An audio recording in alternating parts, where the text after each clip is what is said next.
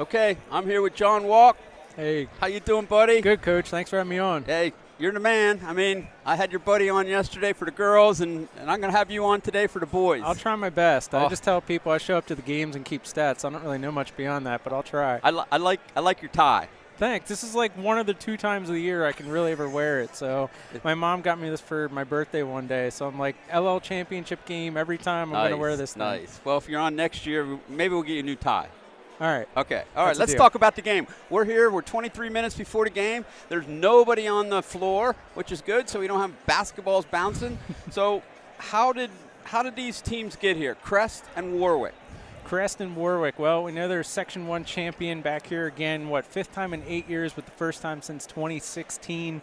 They brought a lot of talent back this season, and they've been one of the best teams all year, evidenced by their, 21-3 record. The interesting thing, the 3 losses, one of those, the last loss, a week or 2 ago in this gym.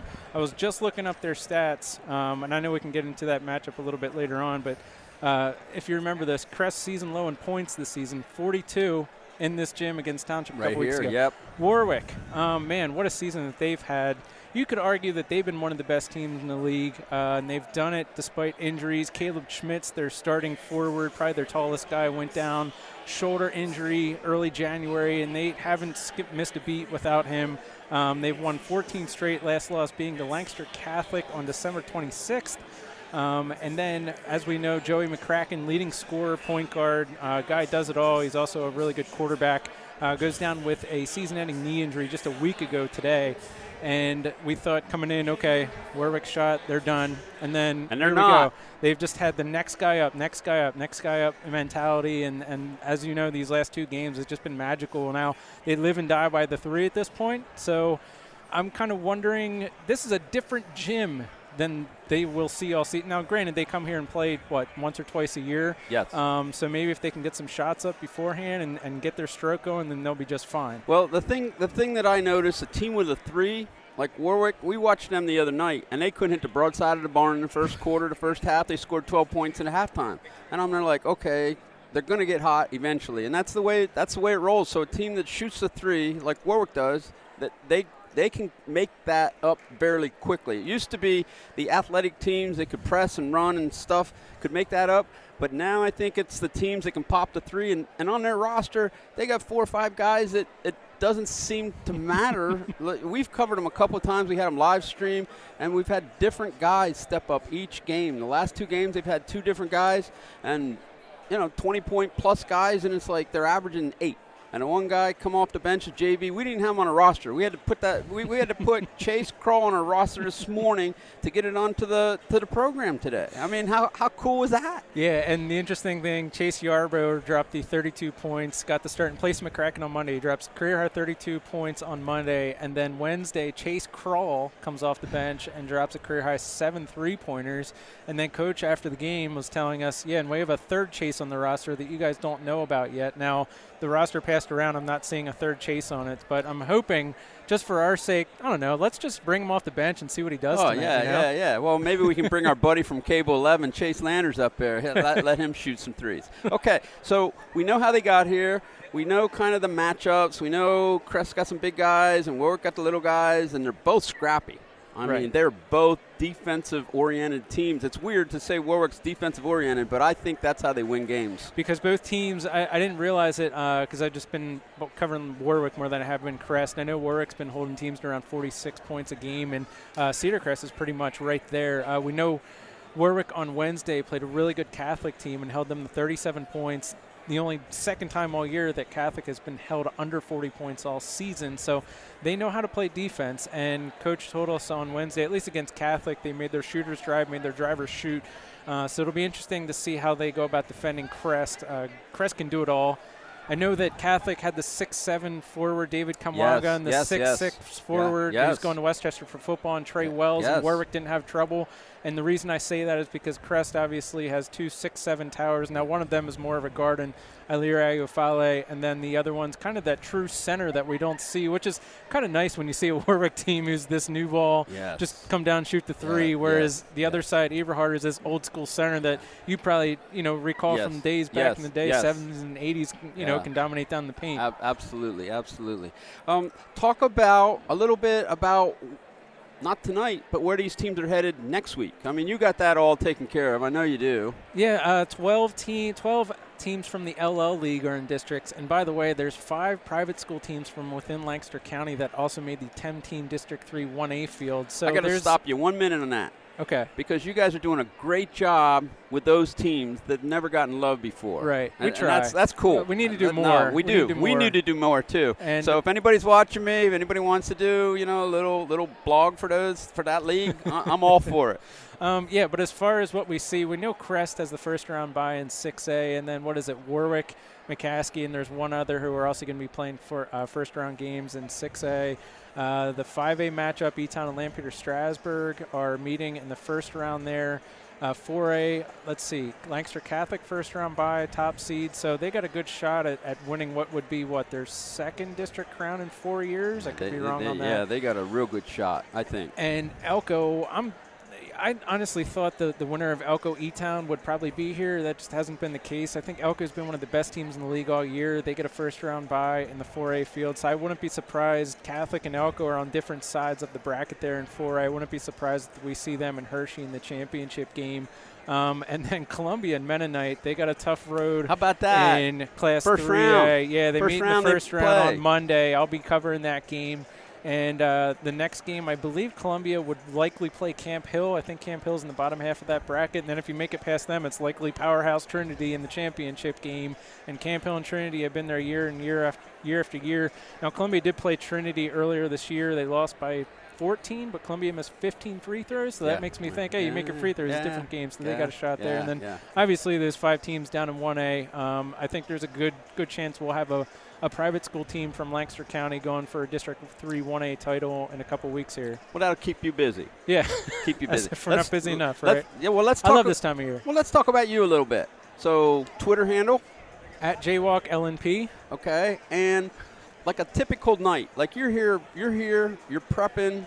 What's a typical game for you tonight? Like, what do you do to get ready? What do you do during the game? What do you do after the game? All right, so last night I had just enough time to do some prep work on Warwick, and I have a 11-week-old daughter at home right now, so I had planned to get here and kind of do my prep work on Cedar Crest. I'm almost done there, but basically just go through their record, their coach's record, how many times they've scored 50 plus, 60 plus, 70 plus, how much they've given up, 50 plus, 60 plus, 70 plus, their defensive averages, their largest, smallest margin of victory and defeat, their records and games decided by single digits.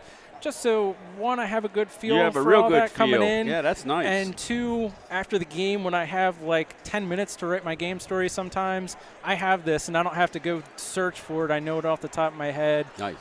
For instance, if Crest wins by like 2 points tonight, I'll know, okay, here's their record in games decided by single digits or what have you. So that's kind of my night. And then I'll get here, fill out the lineups, say hi to the coaches before the game, get a feel as to what they expect coming in and if everybody's healthy and yada yada, and then off we go once tip-off gets here. Does anything change from the time you put, like, I'll read your stuff an hour after the game or an hour and a half. Does anything change from that to the time we read your print the next day? Is it different, or do you guys edit? Do you put more pictures up? How does that work on the LNP? The print version is generally shorter just because we don't have as much space today as we did 10 years ago. So I'll write as long as I want the initial story, my draft, and I'll send that in the print, and I'll look at, okay, I got to be between 450 to 500 words typically. Yeah. Usually my initial drafts are like 600 words, so I'm like, oh, great, I got to cut 100, 150 words from this for print.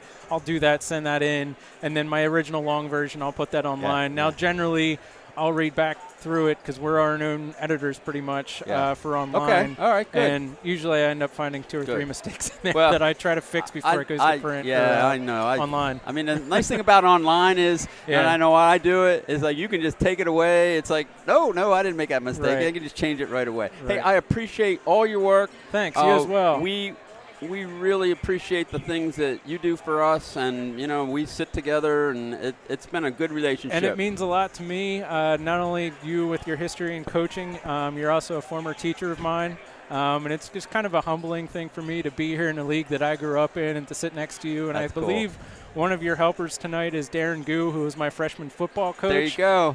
My basically athletic peak, so to speak, was my freshman football season. So it's cool to see you guys, some familiar faces. So thanks for having me on. That's good. Thank you, buddy. Rock and roll. Oh, man. Let's go. Okay. All right. So I think we'll do a little.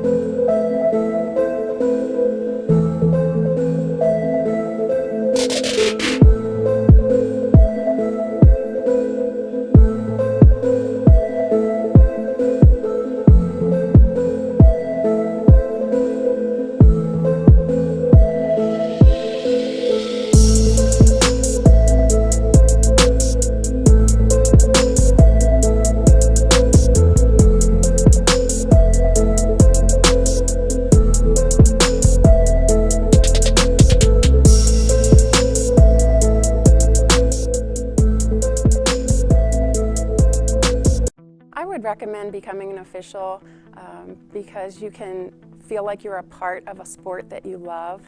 We officiate for the athletes and for the sport that we love, and so as long as you keep them first, then it's going to be a great experience. So the money I've made from officiating for the past few years, I've put all that money into savings to pay to finish my college education. In 6 months, when I complete that, I will not be in any debt.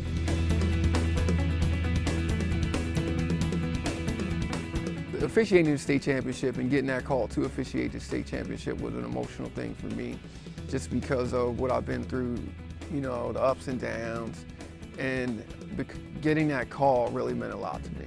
Sometimes I see student athletes that I officiated years and years and years ago, and they say, "Man, you did a great job. Thanks for everything you've done."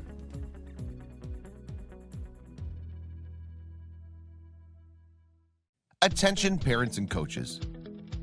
Do you wish you had a safe social media platform for your youth athletes? Fortunately for you, there's a revolutionary new app that helps with just that. Introducing Small Player, Big Play. Small Player, Big Play app provides young athletes, parents, and coaches a user-friendly sports social media platform. The app allows users to connect with friends, make new friends, create groups, text, chat, and post pictures and videos of you and your teammates participating in your favorite sport or activity. To begin, users can simply download and sign up for the app using an email account. Younger users have the ability to sign up using their smartphone and a parent's email address. From there, users can begin to interact and engage with other users of the app. Small Player Big Play app also gives users the ability to live stream full games and events. You can live stream your event so that friends, family, or anyone in the world can see you in action. Users can also share posts from the app to their other social media accounts like Facebook and Twitter. What are you waiting for? Get in the game and share your love of sports with the world. Download the Small Player Big Play app today.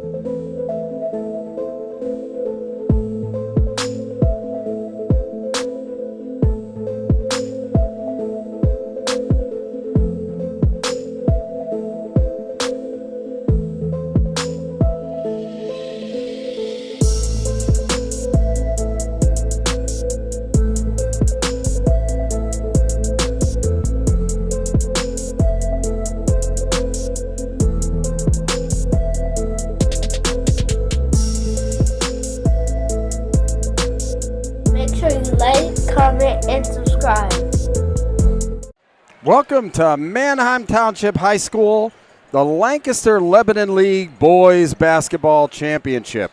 Cedar, Crest, and Warwick facing off for the title. My name's Bruce Badgley, Warren Goodling alongside, and we're in for a really great matchup tonight, Warren. What do you think? Well, it's the Section 1 champ versus the Section 2 champ, and I think if you talk to people beginning of the season, both thought maybe these two teams could get here, and they certainly did. Yeah, they've, Cedar Crest, on a 14-game, winning streak, coming into this. Warwick, battling a few injuries, still making it here to the final game. Well, Warwick was here last year in the final game. That's right. And We did that game too. They have a number of players that played in that game. They're still here. They had two big injuries. They've overcome them just because of their concept of the next man in. And Coach Christensen gives his team a lot of confidence, and those kids have come in and delivered.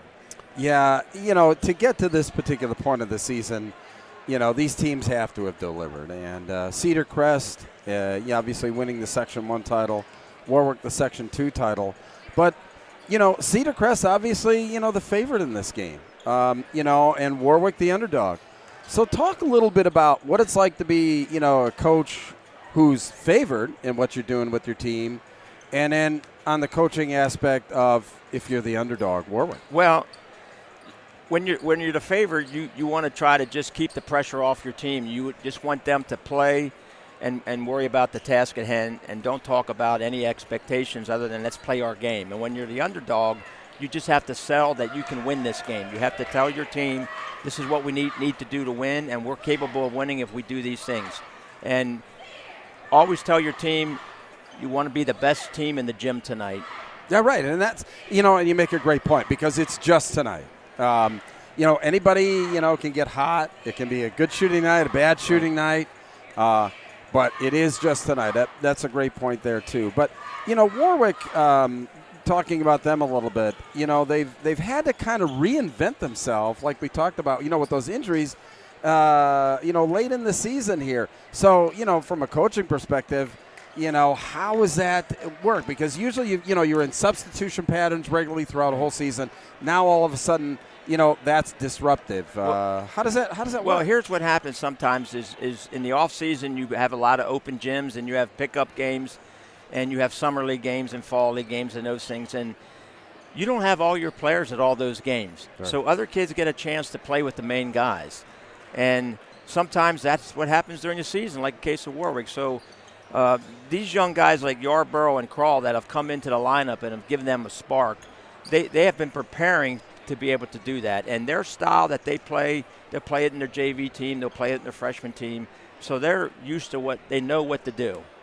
Yeah, and, talking with both coaches before the game, it seems that, each team is going to try and, put their or inflict their style of play on one another. There's really two different aspects there. So, how do you think, Crest is going to try and, dictate the play and the tempo that they want tonight? Well, they're going to play aggressive man-to-man, and they're going to try to run the fast break, and they're going to dribble drive the basketball. And they want to get to the rim. And Warwick wants to get into the paint and kick it out for threes. They'll take the drive if it's there, but they're very aware of their shooters are very aware of that three-point line. So it's going to be interesting to see how, number one, how Warwick defends the dribble drive and how they keep the ball from being penetrated off the dribble. And number two, how Cedar Crest defends the three. Yeah, I love these clash of style matchups. Who's going to impose their will, on one another. But, this is a culmination of a really tremendous season. I think a game like this is a celebration of, the basketball that's played here in the Lancaster Lebanon League. You follow this, all year round.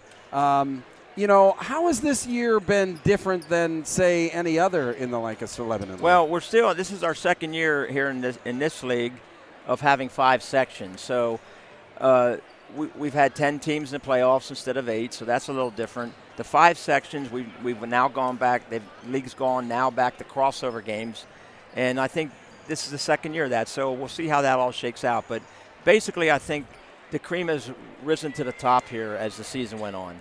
Yeah, it's been fun for me because I've had I've been fortunate that, I've been involved in the broadcast here in the Lancaster-Lebanon League, also with broadcasts, in the Berks League.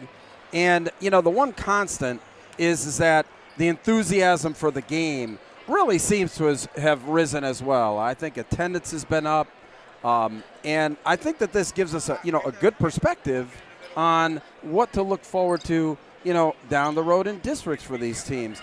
And I think that on the Lancaster-Lebanon side, I think both of these teams are going to fare, well after this game. What do you think? Yeah, I think, what they're going to have, the big concern they'll have is, number one, for Warwick, is they're going to have to bounce back, win or lose this game, and play on Tuesday. Right. So the preparation for that game, probably for the coach, Christensen, is going to start tomorrow on his next game. The players probably, I don't know if they'll practice Sunday or not, but they have a game on Tuesday, so they'll have to get ready for that. Cedar Crest has the luxury of not playing in the first round of the districts. They'll play the winner of Central Dauphin and Manheim Township, so they have a little time to regroup after this game. So, and that challenge is if Tommy wins this game, he might want to play on Tuesday instead of waiting a week. But if he loses this game, then he has the week to regroup. So we'll see what happens with that. But I think both teams are going to fare well. Yeah, I do too. I mean, we've had opportunity to see Warwick a couple of times. I did see Cedar Crest when they won the championship, the Section 1 championship, with McCaskey. Clearly, I think that, their length is going to provide, some nightmares for a lot of teams. There aren't many teams that are going to match up with Cedar Crest toe-to-toe. Exactly, and Warwick's going to try to get their length. When Warwick has the ball, they're going to try to keep Cedar Crest's length on the perimeter. They're going to try to keep the middle open and bring guys out and make the big guys guard shooters. And on offense, again, Cedar Crest is going to try to dribble drive the basket and have their lengths attack the board. So it's going to be an interesting matchup. But I'll tell you what, both teams really play defense. They really play defense. Part of their programs at Warwick and at Cedar Crest is playing defense, and they both get after it. That and that has kind of been a resurgent theme, I think, around the district. I think that so many more teams now are emphasizing, the defensive aspect of the game. But yet, I think the pace of play has picked up too. There's been all this talk about adding a shot clock or what have you. But, I haven't seen too many of these, paint dry offenses, 35, 34 games this year. Right. I think that we've seen the pace of play pick up, and it's been very entertaining all around the league and all around the district. What do you think? Well, I think the young men play a lot of basketball in the off season, and they play up-tempo in the off season, and they want to practice their skills, and they want to show what they can do, and the coaches, to keep the interest in the program, allow them to do that. So that's sort of what happens sometimes. Now, we do have some lower-scoring games, not because the pace is slow, but because the defense is so good. Right, exactly. And that's what I mean by that, is that, the pace of play and that. Now we got the starting lineups about ready to be introduced. We're getting real close here, and, boy, we've got a packed house. Lots of media members. It's great when we get together for these games because we get to see so many of our friends, that cover. See so many of your friends in the coaching community. Yeah. So that's what's fun for me about doing these big games. And the Lancaster-Lebanon League has always done this tournament the right way. It's been a big deal in the Lancaster-Lebanon League, and it's given people many, many good memories. Oh, I can only imagine. And for you, as long as, you've been a part of it, it has to be tremendous to see the growth in the league and the growth in the game. Yeah, and I think what we're going to find out this year in the districts is the Lancaster-Lebanon League is going to do pretty well. We have a lot of good teams. Township is really playing on a good roll right now. Coach Johns did a great job getting them in the playoffs. McCaskey's a very good team in the 6As, and of course the Lancaster Catholics, the Elizabeth Towns. I can go on and on and on. We're going to have some good representation in the districts by the Lancaster-Lebanon League. Right, and it was a lot of fun for me as well doing the girls' game yesterday and following the girls. I think that there's a wealth of talent on the girls' side there too, and I think that Lancaster Catholic as well on the girls' side is going to give a lot of people nightmares, moving forward. So getting ready for the starting lineups.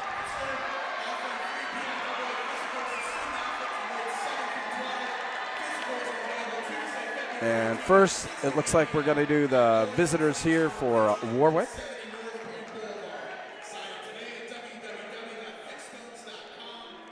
Can never tell, you know, what level of announcements they're going to do beforehand. I guess doing the sportsmanship here, right? You know, right now. But packed house. We were expecting, you know, people ringing the facility, which we do. You know, Coach Kreider yesterday made, you know, a very interesting point, and I didn't realize it until he talked about it, is the fact that in not many venues are there students behind the baskets. And here it does. Yeah. I mean, you know, cheering sections for each side. It's going to be very emotional, very energy charged, that's for sure. And I'm not entirely sure what they can do behind. Well, the students love these seats, believe me. They love these seats, being right behind the basket. Yeah, I can imagine. Now, what they do is they put the second half, the teams will be shooting into their student section, so that's a good thing. Yeah. And I'm not entirely sure if we're in a TV timeout or not, but there's, you know, quite the lull in announcements and what have you. Well, these players are ready to go, and believe me, the coaches are too. And any delay like this just amps up the anxiety. This is what it's like, an overtime game on the JV game when your varsity team has a game on a Tuesday night and you're ready to go, and all of a sudden you hear that horn go off. It's overtime in the JV game, and now you got to wait another couple minutes. Yeah, well, so you know, nobody likes to do that. That's part of it. I mean, you know, big games really at any level. You know, right, wrong, or indifferent, there are a few more distractions, whether it's the size of the crowd, whether it's the media covering the event, or just all the you know, the pageantry that goes along with it. There's usually a lot more distraction with that. How did you deal with that as a coach, you know, with all these extra distractions? Well, you just had to blank them out. You had to be focused. So, you know, you talked about your team about being focused, so you had to, number one, you had to model that, how to be focused, and number two, your team leaders had to model that to your younger players, how to stay focused. Well, it looks like we're finally getting ready for our starting lineups here.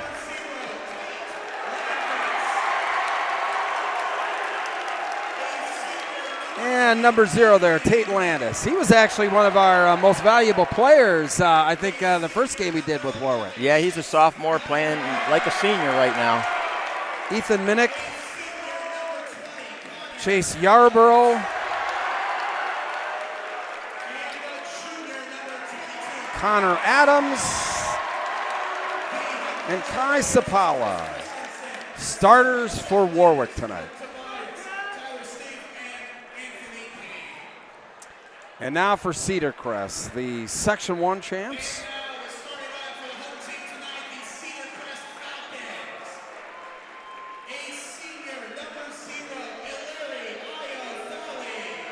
Hilario Iofale.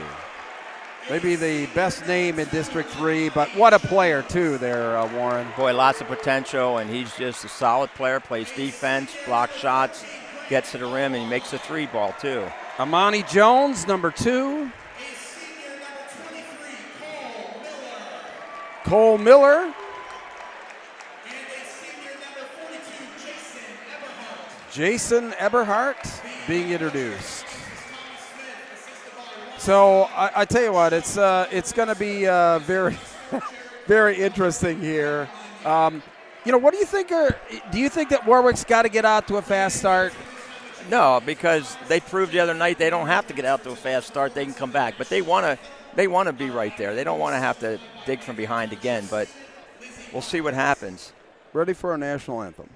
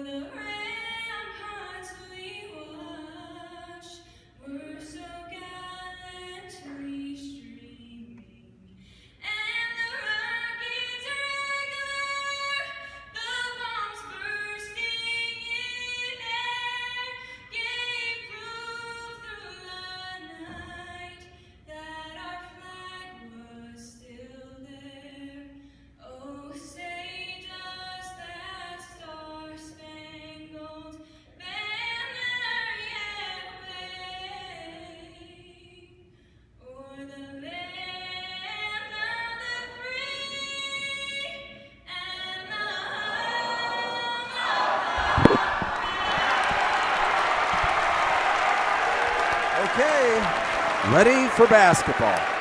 You know, the only thing that I have to say, you know, starting here, I'm always one that really likes the contrast in numbers versus uniform. And Cedar Crest with the white outlined numbers on the white jerseys, that's a no for me, but we'll deal with it. Yeah, that is a little hard.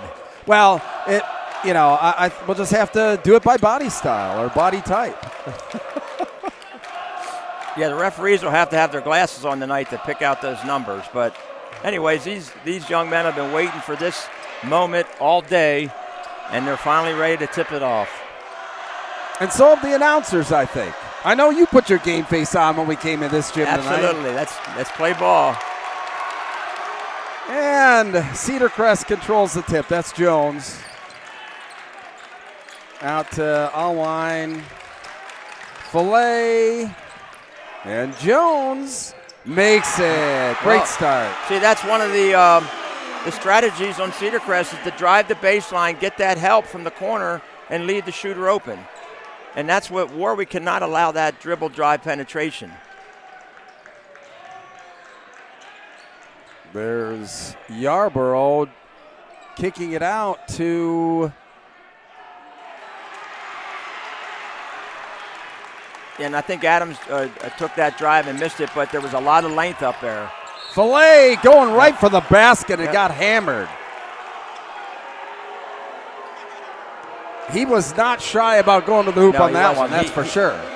He had some one-on-one on the wing, and he just took it right to the rack. He challenged, Cedar Crest. I'm sure the game plan is when you get the ball at the rim, you must take it strong to the rim. Now, Cedar Crest is a 58% foul shooting team on the season, and sometimes in big games that might show up, but they've won a lot of close games despite that. And Filet hits the second. So Sapala now bringing it up court. 4-0 Cedar Crest early. Driving to the lane, that was Adams. Yeah, Warwick's running their motion offense where they get a little dribble penetration, look to break their guy down, force the help, and hit for the three-ball shooter. But right now, Cedar Crest is staying connected to the shooters and also eliminating the dribble drive. And Sapala loses it. Filet now, 1-on-5. There's the ball reversal. Now they get Eberhardt inside. There's a little kick-out pass. He's very good at finding the open shooter on the offside. And he traveled, though. Yeah. Got to be careful with the ball, that's for sure. Yeah, just a little bit too anxious on the dribble handoff. He and Jones had a little handoff gone and just wasn't real smooth. Well, Ethan Minnick inbounds it there to Sapala. Yeah, Sapala's going to bring the ball up the court. That'll eliminate any kind of full court pressure because really he is a guard. Driving to the lane, kicking out. That's Adams. No good, and Eberhardt with the board. And there's the kick out that we talked about, and there's the three ball. That's the shot they want. Filet, that's Jones. Alwine, oh, gets tied up. Yep. Nice play there by Adams to tie him up in the lane. Yep. Adams is a really good athlete. He plays a lot of different sports, and he can compete. And that time he kept the shoulder square on defense and just made a great defensive play. Sapala's bringing the ball up again. You'll see him play the point guard a lot tonight. Landis now. Driving in the lane, that's Adams. And it looks like he drew the foul. Well, that's the one thing. They're going to set up the three by driving to the basket. Real good spacing on offense, too. They're definitely giving each other an opportunity to work. Well, that's one of the beginning concepts on both of these teams is to have good spacing. So Adams misses the first one. 5:35 here in the opening quarter, and it's 4-1 now. in favor of Cedar Crest. Amani Jones bringing it up. And there's Filet. Good defense by Yarborough that time to stop the drive. And it looks like Jones was fouled by Chase Yarborough. So it'll be out of bounds. He actually called that foul on Landis. Landis? On the reach. So he's going to have to play with his feet the remainder of the quarter, not get another foul. Again, Warwick denying the inbounds pass, and see if Cedar Crest can get the ball into the corner. Nope, they have a different play on now. Okay. Now they go to their half-court offense. I'll line out front to Jones. Io Filet. Beautiful defense there by Chase Yarborough. Yep. Tremendous block by Yarborough. Minnick driving the lane. That's Adams, and no dice. Looks like we got a travel, though. Yeah, Coach Christensen was hoping for a jump ball there. No matter what, it would have been Cedar Crest's ball. Yep. So Allwine now kind of running it from the point. Little post-to-post screen by Cedar Crest. Miller, Allwine. Ball reversal. Jones. Now, Sapala is giving up some inches down here, but he certainly is strong enough to play post defense. They're trying to get it inside to either Filet or Eberhard. Nice jumper there by Miller, no good. Picked up by Tate Landis. And Sapala now looking for someone. Nice shot there by Minnick, no good. Allwine. That's Miller. Yep. It's stolen away. Well, Tate Landis again. He had a good instinct of where that pass was going. And is that going to count? No, they're not going to count it on the floor. Yeah. Like I said, he's a sophomore playing like a senior. Here's an out-of-bounds play underneath. They have 4 crossing the baseline. They'll probably move somebody up and then set a back screen. Nope, they throw it right to the corner. And, wow, air ball there. Picked up by Allwine. Little out of control. Io Filet. No good, but he got fouled. That's a good call. He got fouled. Yarborough had really good position that time. He did reach and hit him on the arm. And that's huge because that's his second foul. Still only 4-1. 3:43 here to go in the opening quarter. That's 5-1 now.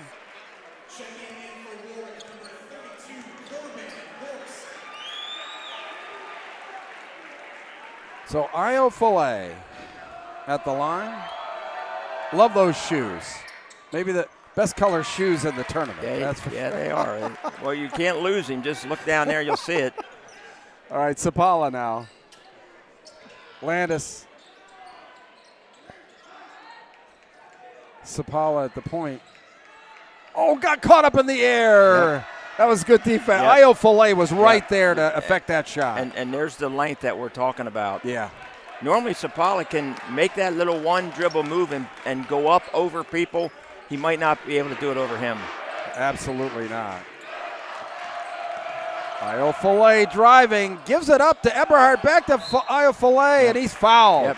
Well, that's a good back and forth between those two in the lane, Coach. Well, when I saw Cedar Crest against McCaskey, what impressed me about Eberhard was his ability to pass the ball, whether it's to the perimeter. And that time he did interior passing from post to post was fantastic. Yeah, that was. You don't see that a lot. Well, you don't see too many. You don't see 2 big post guys in there a lot of times. But when the 2 guys like that are connected, it's always good. And he misses the second. And nice we rebound. talked by about Sapala. Cedar Crest, 58% foul shooting on the year. They're missing a couple now. They've missed probably about at least 3 foul shots so far. Connor Adams kicks it out. That's Landis. No good. Nice rebound inside there by Sapala.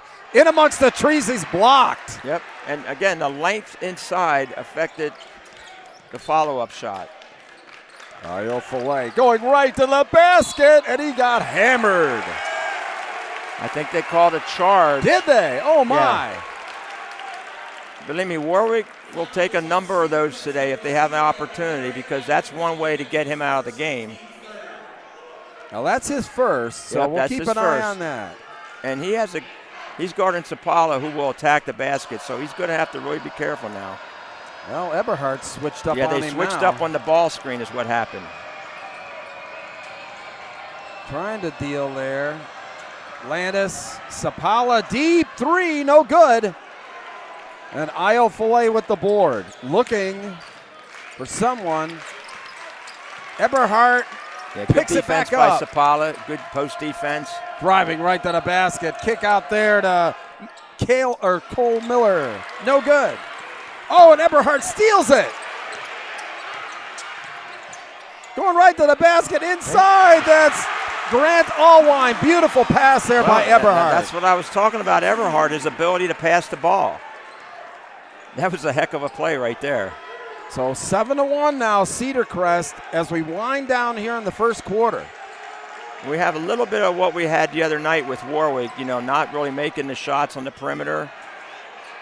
Playing good enough defense to still be in the game. Not a good pass there. Got a little too anxious that time. Didn't quite have the numbers.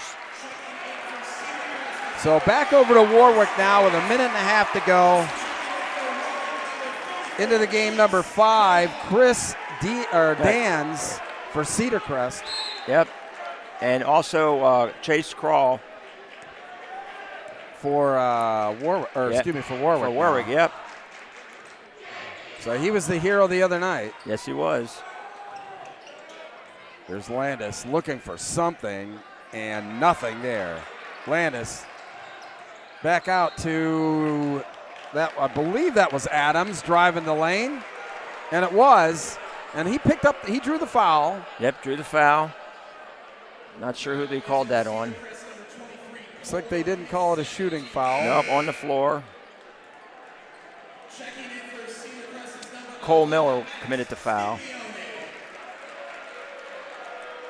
Now, so that's his second. Yep, Tommy Smith, he'll use his bench, and he's getting them in there now. And nice three there by, is that Ethan Minnick? Ethan Minnick. And see,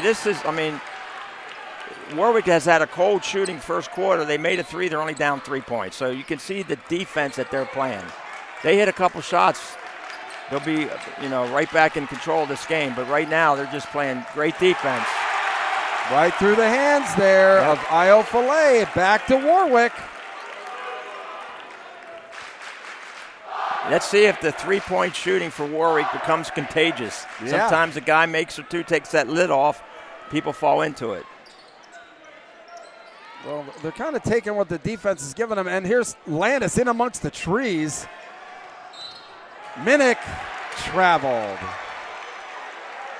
I think maybe they're trying to take it to the basket maybe a little bit too aggressively, and maybe some kickouts when they get underneath the basket. Well, Terry Farrell saw a walk. I couldn't really see it from here, but I usually like the walk call when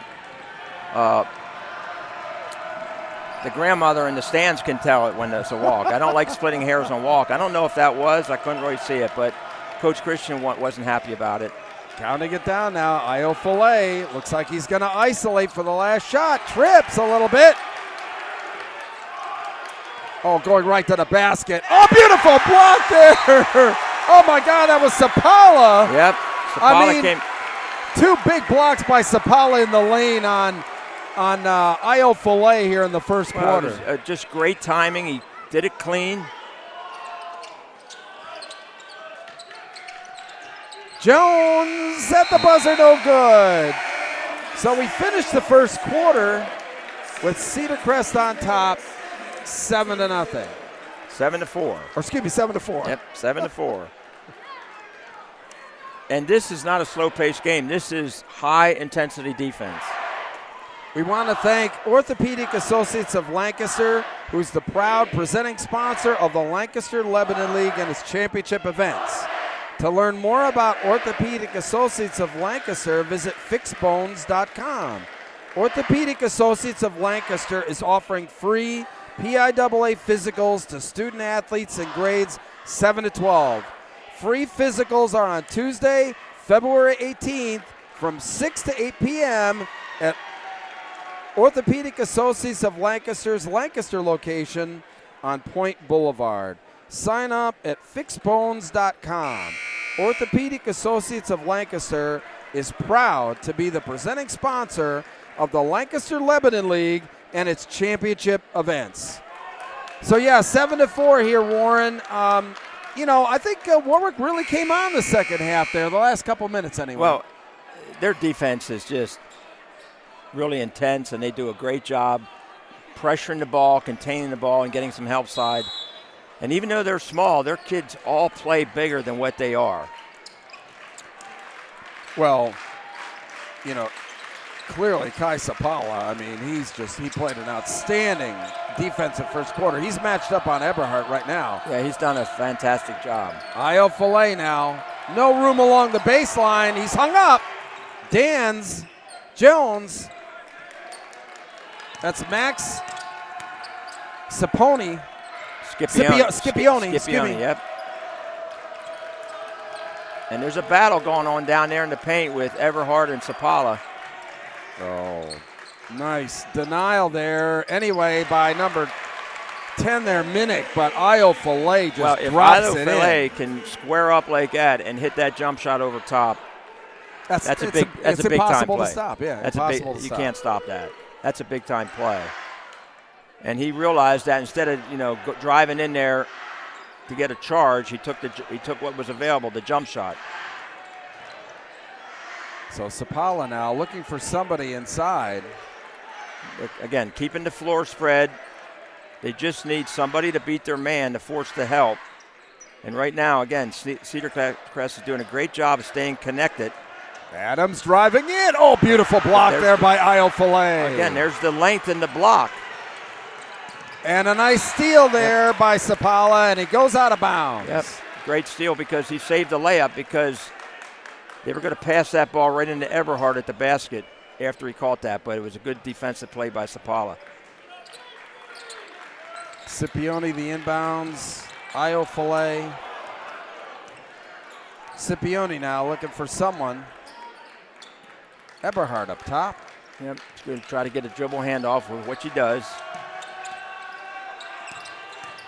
Was Io Filet to Eberhard. Nice pass there to Scipione. Good passing around in the interior of that offense. Again, Eberhard is like a point guard when he has the ball in his hands. He finds the open man. Landis back out there to Minnick. Yep. He just got hammered. Yeah, Cedar Crest is doing a great job of closing out and not giving up open threes. And that time, Minnick was able to drive by the closeout defender into traffic, and he got fouled.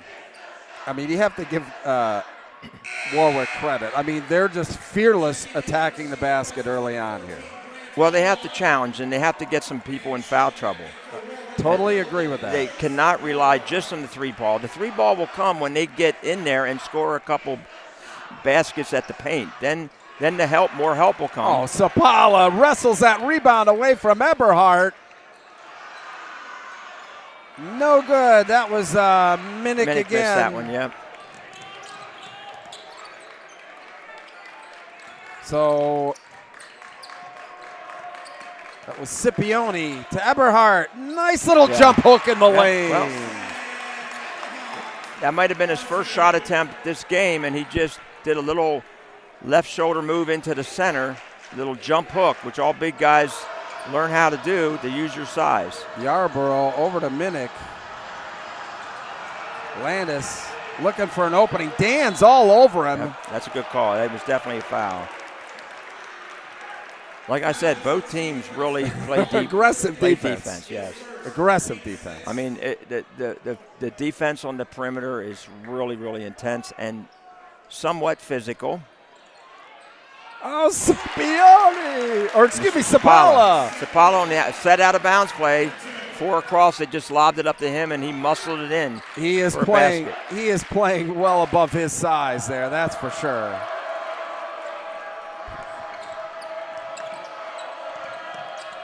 Inside Eberhardt, and he's looking for an opening. Oh, beautiful defense. I mean, Sapala just didn't give an inch. No, he didn't give an inch, and he didn't reach either. He just stayed solid. And Tate Landis just... That's the second one he had. He wanted the N1. He wanted the NBA continuation. Well, he'll get the 1-and-1 because, get the 1-on-1. You know, that's where these drives, you know, to your point, getting into the basket, drawing fouls. Hey, let's make the points from the free throw line. Yeah, and once you get into the basket a little bit, make some layups, you will get some open threes. Well, Scipione brings it up. This is Jones. Driving right to the basket. Oh, misses it. Eberhardt and Jones fight for the rebound, and they travel. Just a good hustle there by both of the Cedar Crest players.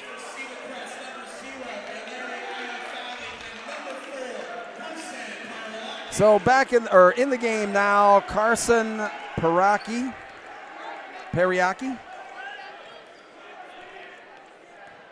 for Cedar Crest. And a guy who's played a whale of a game so far, Kai Sapala, bringing the ball down, playing interior defense. He's been incredible. Yeah, he's like the point guard on offense right now. He could play any position out there, believe me. Yarbrough in trouble, gives it up to Minnick. Back to Sapala, taking a little breath there. Driving to the lane, that's Yarbrough. Yep. And he draws the foul. And see, that's what we talked about. They're not, Cedar Crest is all over the three, so you have to drive that basketball against that kind of defense. And they have to start converting from the foul line here. Other than the free throws, we've had very few stoppages of play, too. It's been a good flow to the game. Yeah, it's 13-7 because of the outstanding effort on defense. Mm-hmm. There's nobody slowing this game down. It's just tremendous man-to-man defense. Alwine now. Looking for an opening. There's Periaki. And almost stolen away. Periaki driving into the lane for the hoop. The lefty scoop. Yeah, that was quite the move down the middle. And he finished it with the lefty. Oh, turnaround there by Yarbrough. Oh, just hung on the rim. Just won't fall in. It was right there. Scipione out to around the horn here. Iafale drives, an elbow to get some room. Yep. And they didn't call it. He went up and laid it in. Yeah, he got that first step quickness right there, got him a little bit of the inside position. He was able to hold his spot. Landis got it. Now see, there you go, because get to the basket, now the three will be there, and that's exactly what happened. Nice kick out pass. I think that was Sapala that had the assist. Alwine. And it rattles around, no good. Yep, that was a tough shot off the dribble coming to the center. And Minnick, oh, no good. Quick shot. Yeah, that was a quick shot that time. Eberhardt. Is he going to go for it? He does and lays it in. You know, he's got some moves. No, he showed a lot there because I thought maybe he would pass, but he sort of looked at the pass and then just kept the ball and finished it. Really nice finish by Eberhardt. Landis now. Sapala at the point. Iafale all over him. Sapala goes for it and just over the edge. Eberhardt, the nice powerful rebound. Yep. Here's Scipione, loses it. Yeah, Scipione got in there a little too deep and lost the ball. So Sapala now. Landis drives. He got it. Wow, how did he get to the basket? He scooped it under. He had a little bit of scoop shot. So the big guy was up high. He went down. He went in low with the little scoop shot and made it. Alwine driving the baseline. Reverse. No good. Eberhardt tips it out. That's Periaki, no good. Io Filet, no good. Boy, Tate Landis really fighting for that rebound, and I think they called it on Periaki. Yeah, they did, and there was a great box out by Landis. Tate Landis, all 5'10" of them. He was not going to be denied that ball. No, he did a great job of boxing out, and the Cedar Crest player went right over the back.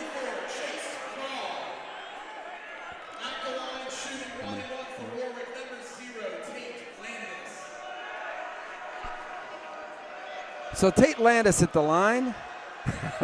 There's what we talked about, having those, those kids waving, behind the backboard there. In the first half, only in the first half. The second half, they'll be shooting into their student bodies. Yeah, that's right. Good point there. Landis misses the second. Io Filet rips that one down.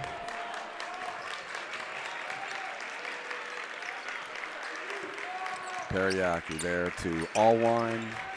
Io Filet. Boy, he got Yarborough on him, and he went right to the basket. Well, he got so deep that Yarborough couldn't go up with him without fouling him, and Yarborough has 2 fouls, so he can't get his third right now. Landis. That's Yarborough. No good. Oh, Sapala. Come on. He is just all over the board and underneath on defense. That was a big, big basket for Warwick. 21-15 in favor of Cedar Crest here, and Io Filet having trouble. Stolen by Landis now. Heading for the basket. Io Filet right by. Oh, beautiful block by Jones. Fast break. That's Allwine. Over to Periaki to make it in. He pulls up and hits a 3. Block a shot at one end, hit a 3 at the other end. Big now they swing get another there. turnover. Tries to save it on. Almost in as the clock runs down here in quarter number 2. We head to halftime with a very exciting run as Cedar Crest leads 24-15. Wow. Time to take a breath, Warren. Those last couple minutes were action-packed. Well, we had a 7-4 first quarter, not the second quarter. It jumped up a little bit. I mean, what haven't we had?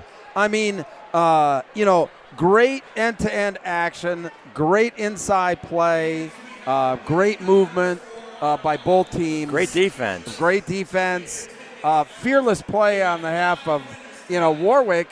And, I think you can see the strategy now, obviously trying to get to the basket, draw those fouls, and either, kick it back out or, make the free throws. Right. You have to get some layups in order to get the 3 the way Cedar Crest is playing, because they're all over the 3, so you have to drive that ball. The problem when you drive the ball is you have the 2 big 6'7" guys in there that are causing a little bit of problem. Right. And you made a great point. There was a 5-point swing right in the last minute there with the the missed layup down at the one end and then the 3-point at the other end for Cedar Crest. My experience is usually when you miss a layup at one end, you're probably giving up a layup at the other or giving up a bucket like that. That's usually what happens. For some reason, when you miss a layup that you think you're ready to count 2 and you miss it, the other team transitions to the other end because there's always a guy hanging back, and that's what happened. Well, it was a great first half of action. We're going to do some announcements, and then we'll be back for the great second half here. Right now at halftime, it's Cedar Crest 24 and Warwick 15 in the Lancaster-Lebanon League Boys Championship game. We'll see you in a few minutes.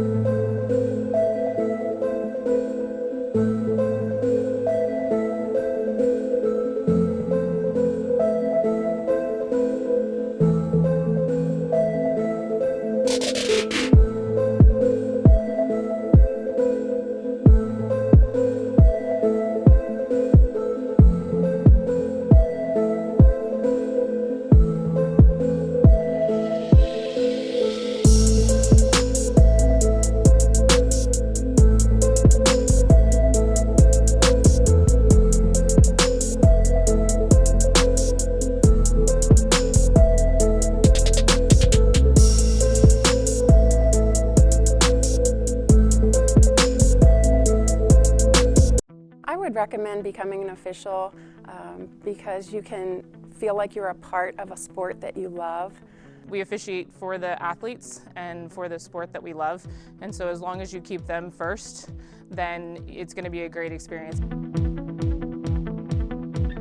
So the money I make from officiating for the past few years, I put all that money in college education.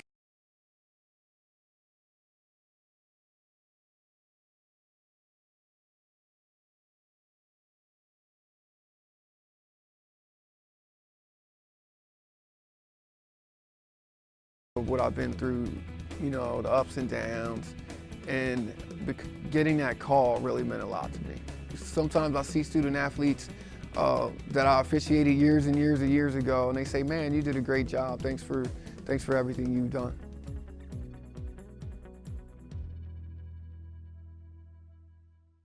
Attention parents and coaches. Do you wish you had a safe social media platform for your youth athletes? Fortunately for you, there's a revolutionary new app that helps with just that. Introducing Small Player, Big Play. Small Player, Big Play app provides young athletes, parents, and coaches a user-friendly sports social media platform. The app allows users to connect with friends, make new friends, create groups, text, chat, and post pictures and videos of you and your teammates participating in your favorite sport or activity. To begin, users can simply download and sign up for the app using an email account. Younger users have the ability to sign up using their smartphone and a parent's email address. From there, users can begin to interact and engage with other users of the app. Small Player Big Play app also gives users the ability to live stream full games and events. You can live stream your event so that friends, family, or anyone in the world can see you in action. Users can also share posts from the app to their other social media accounts like Facebook and Twitter. What are you waiting for? Get in the game and share your love of sports with the world. Download the Small Player Big Play app today.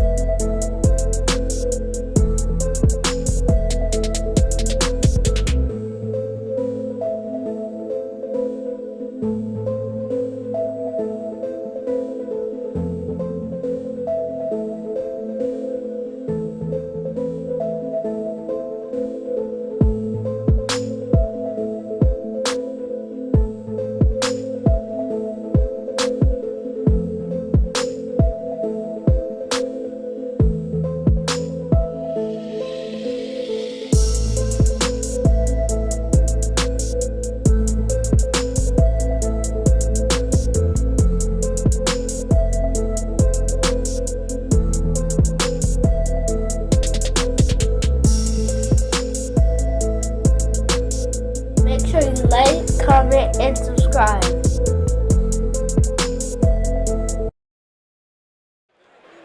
Welcome back to Manheim Township High School. Bruce Badgley, Warren Goodling. A great first half here of the boys championship game as Cedar Crest leads Warwick 24-15. Now, you would think with a score of 24-15 that there wasn't a lot of action. I mean, it was end-to-end, inside-outside, just jam-packed from start to finish, Warren.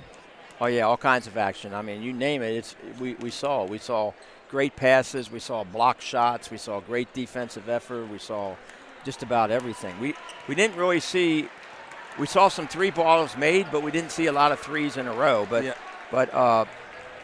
the thing that sticks out to me is the level of effort that this is what a championship game is all about. Like sometimes the execution's not the greatest because the level of energy and effort that the players are giving is just incredible. It's way above the regular season.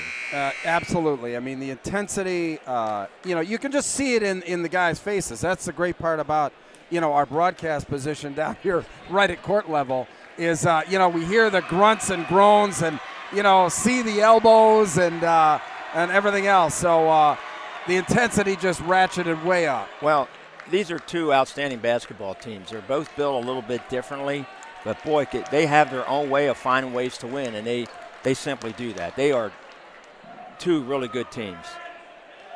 All right, we're getting ready for the second half here. Looks like Warwick's going to take the ball out of bounds to get us started. Thanks for joining us here on LL Hoops. This is the second year that we've done the championship game, Warren and I. What a great time. Yeah, it's a big event, and it means a lot for these guys. Yarborough misses the first shot of the half, and Eberhardt, just like he did the first half there, big on the board. And he's been really, really solid. Jones now. Iofale cut off. Yep, Cedar Crest really wants to drive that baseline. And no good there, and who else but Sapala there for the board. Then he brings the ball down, leads the fast break. Now they're in their half-court offense. Yarborough, nice crossover dribble, in for the layup. That's a great play. Dribbled with his right hand down to the basket, and he used his left. Allwine now to Iofale. That's Cole Miller. Back deep to Allwine, who misses it. Yep. But a foul. And Sapala is boxed out, drew the foul. He's not going to let anybody get an offensive rebound. I tell you what, he's just ruthless, that guy.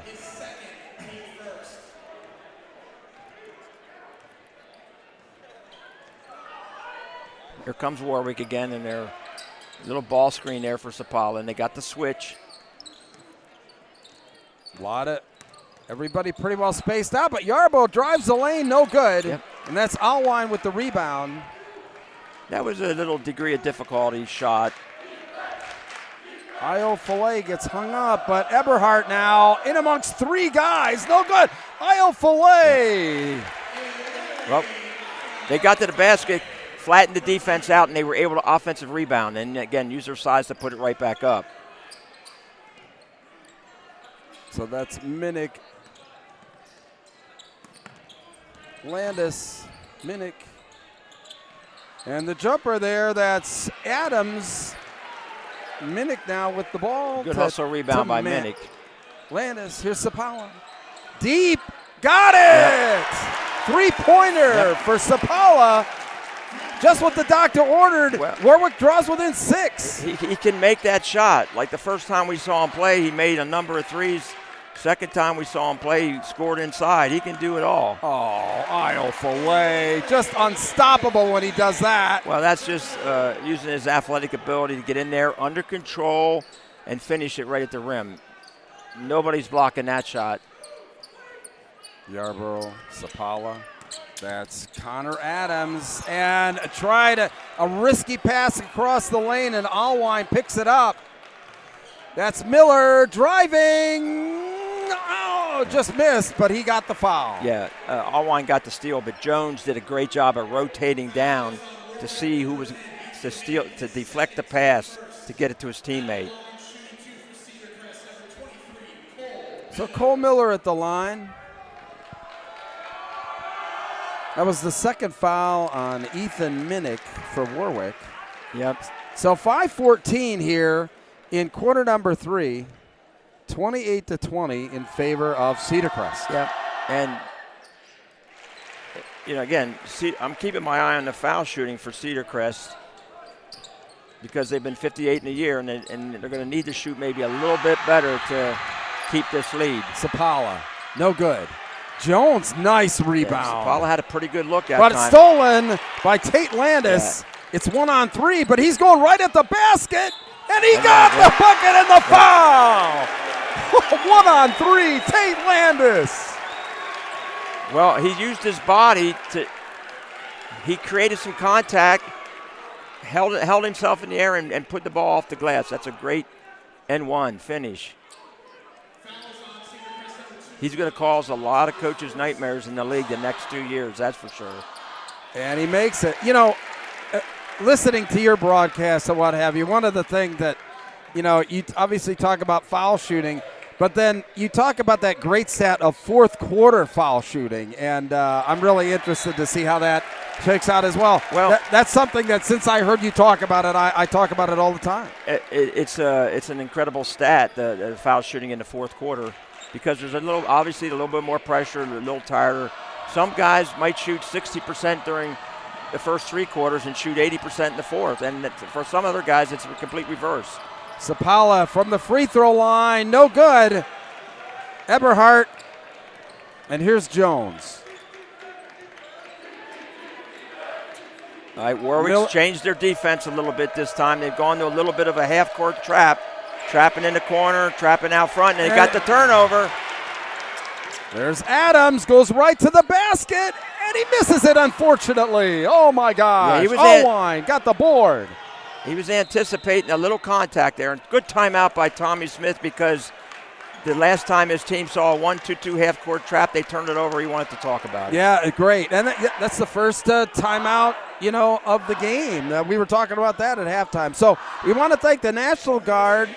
Today's broadcast is brought to you by the Pennsylvania Army National Guard. For more information about how to attend college full-time tuition free and serve in the Army National Guard part-time, contact Sergeant First Class Stephen Smith of Team Lancaster.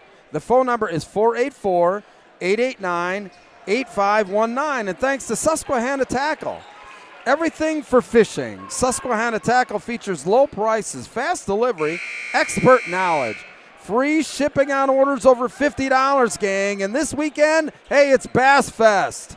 1-800-814-7433, Susquehanna Tackle. All right, back to action.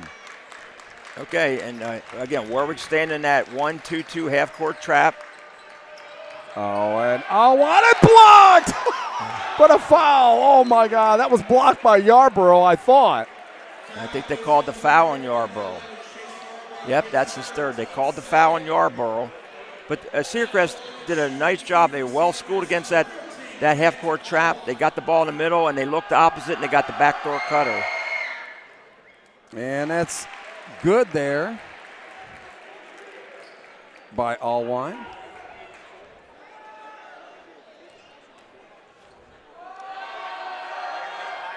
And he makes the second, so 31-23. Boy, that timeout sure paid off, Coach. Well, Tommy had to get them organized against that, and they showed that they were certainly organized against it.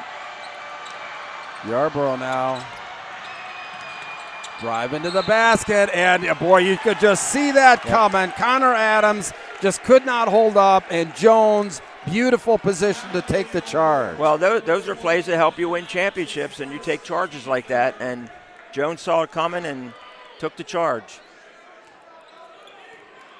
So Grant Allwine now.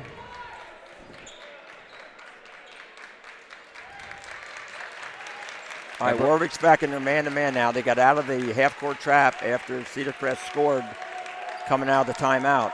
Allwine looking for something. Here's Jones. Io Filet going right at the basket. Oh, misses the shot. Gets the rebound, though, and he traveled. Shuffled his feet.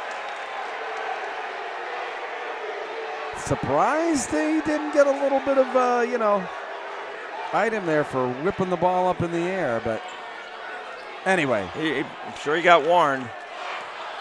So Sapala. Yarborough. Right to the basket. Over to Sapala on the wing. Connor Adams to Sapala. And nice shot there by Minnick, no good. And fast breaking it anyway. Inside to Eberhardt. 4 guys around him. Lays it off nicely there to Grant Allwine. Beautiful pass. But how about the pass? Exactly. he gets as much thrill out of the assist as he does the basket. Well, for sure. He's constantly have found the open man down there. Sapala now. That's Minnick over to. That's Tate Landis now with the three. No good. Warwick gone a little cold here. Iofale saves it beautifully. And now Jones settling it down for Cedar Crest. Up 33-23. Yep. Just about 2 minutes to go here in the third quarter. I think this is an important 2 minutes for Warwick, Coach. Yes, it is. They have to stay within striking distance. And that time down, Cedar Crest really spread the floor, and they're looking to get to the rim. And they're a little bit more patient on their dribble handoffs, trying to get it to Iofale, okay, because they want him to finish at the rim when they work in there. Right. So Grant Allwine to inbounds. And here's Jones. Eberhardt. He's, oh my gosh, tries to get it to Iofale, but misses the mark. Yep, he had the right idea. It was a little tight that time. I can't believe, we talked about it before, but the interior passing between those two guys in the lane is something to marvel. Well, it's because they've played together now for quite a while, and Coach Smith works on that in practice, and those two guys develop that chemistry. Yarborough now, kind of hung up, and driving to the lane and drawing the charge is Connor Adams. Yep. Just a defensive clinic right now from Cedar Crest. They're beating him to the spot. They're beating him to the spot. They know they want to turn the corner, beating him to the spot. They have some big guys to protect the rim in there. Believe me, that helps. Now look at the spacing they have on offense right now. They'll just dribble handoff. That's impossible to stop if he does that. Now he didn't make the shot. You cannot stop that. No, you can't. Sapala now. That's Adams to Sapala. He shoots over Iofale. No good. Rebound in there. And a foul just in the game there. That's Corbin Horst. Nice rebound. Went back up and got fouled. He called that foul on Eberhardt. That's his third. Yeah, that's huge. I mean, let's see if Tom Smith takes him out of the game here for the last minute and 10. Because they're going to attack him inside, knowing he has three, especially Sapala. So Horst makes that one. So 33-24. We've got a minute 6 to go. They're still attacking the basket. Eberhardt turns, drives, misses the layup, but punches it out to Dans. And he lost it out of bounds.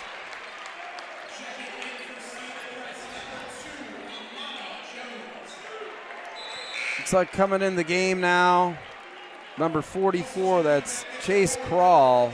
Trying to keep Connor Adams in the game, trying to get him on the bench with less than a minute, make sure he doesn't pick up a cheap foul. So Sapala. Yep, and Eberhardt has to try to stay out of getting another foul this quarter. Yep. And a foul there. That was on number 23, Cole Miller. Yeah, the fouls are adding up now. We're going to have some one-on-ones here pretty soon. Didn't need to make that foul. Okay, now he's got Eberhardt out. Okay, so that's a good move by Tom Smith. Very good move. Yep.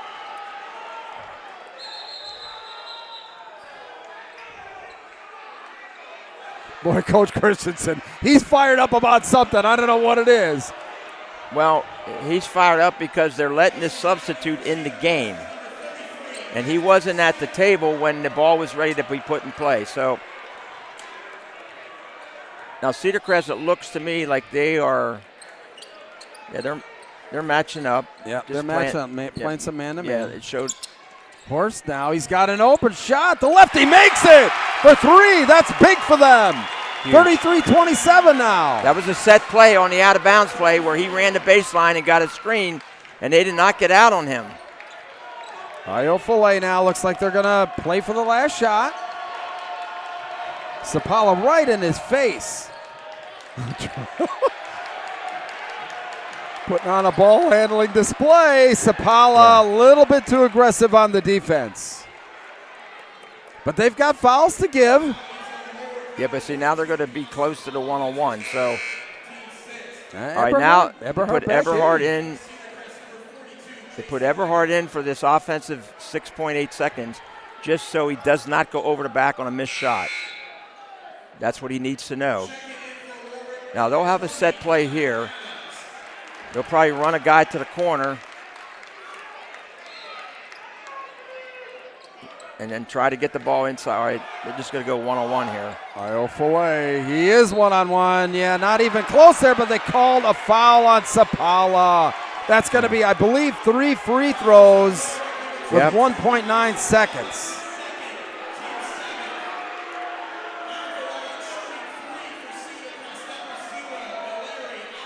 So Io Filet, the desired effect.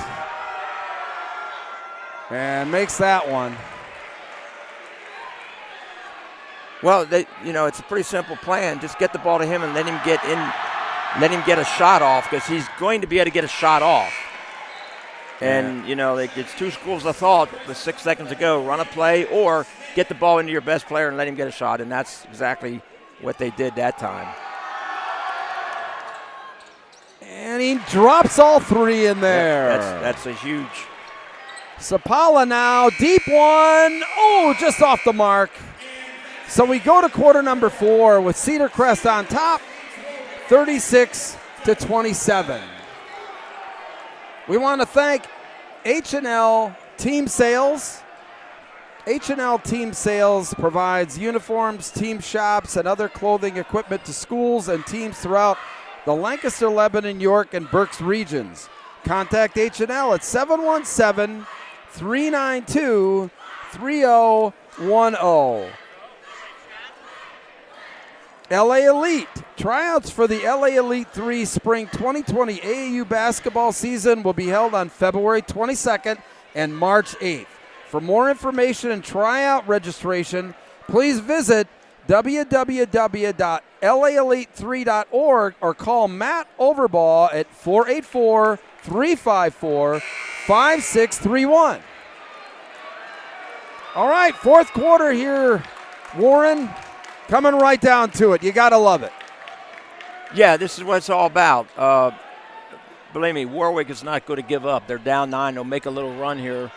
That's what they do, okay? And Cedar Crest, they're going to have to continue to play defense. They're going to have to play really smart, and they're going to have to make some foul shots. But Cedar Crest is going to continue to attack the basket. They're not going to hold the ball.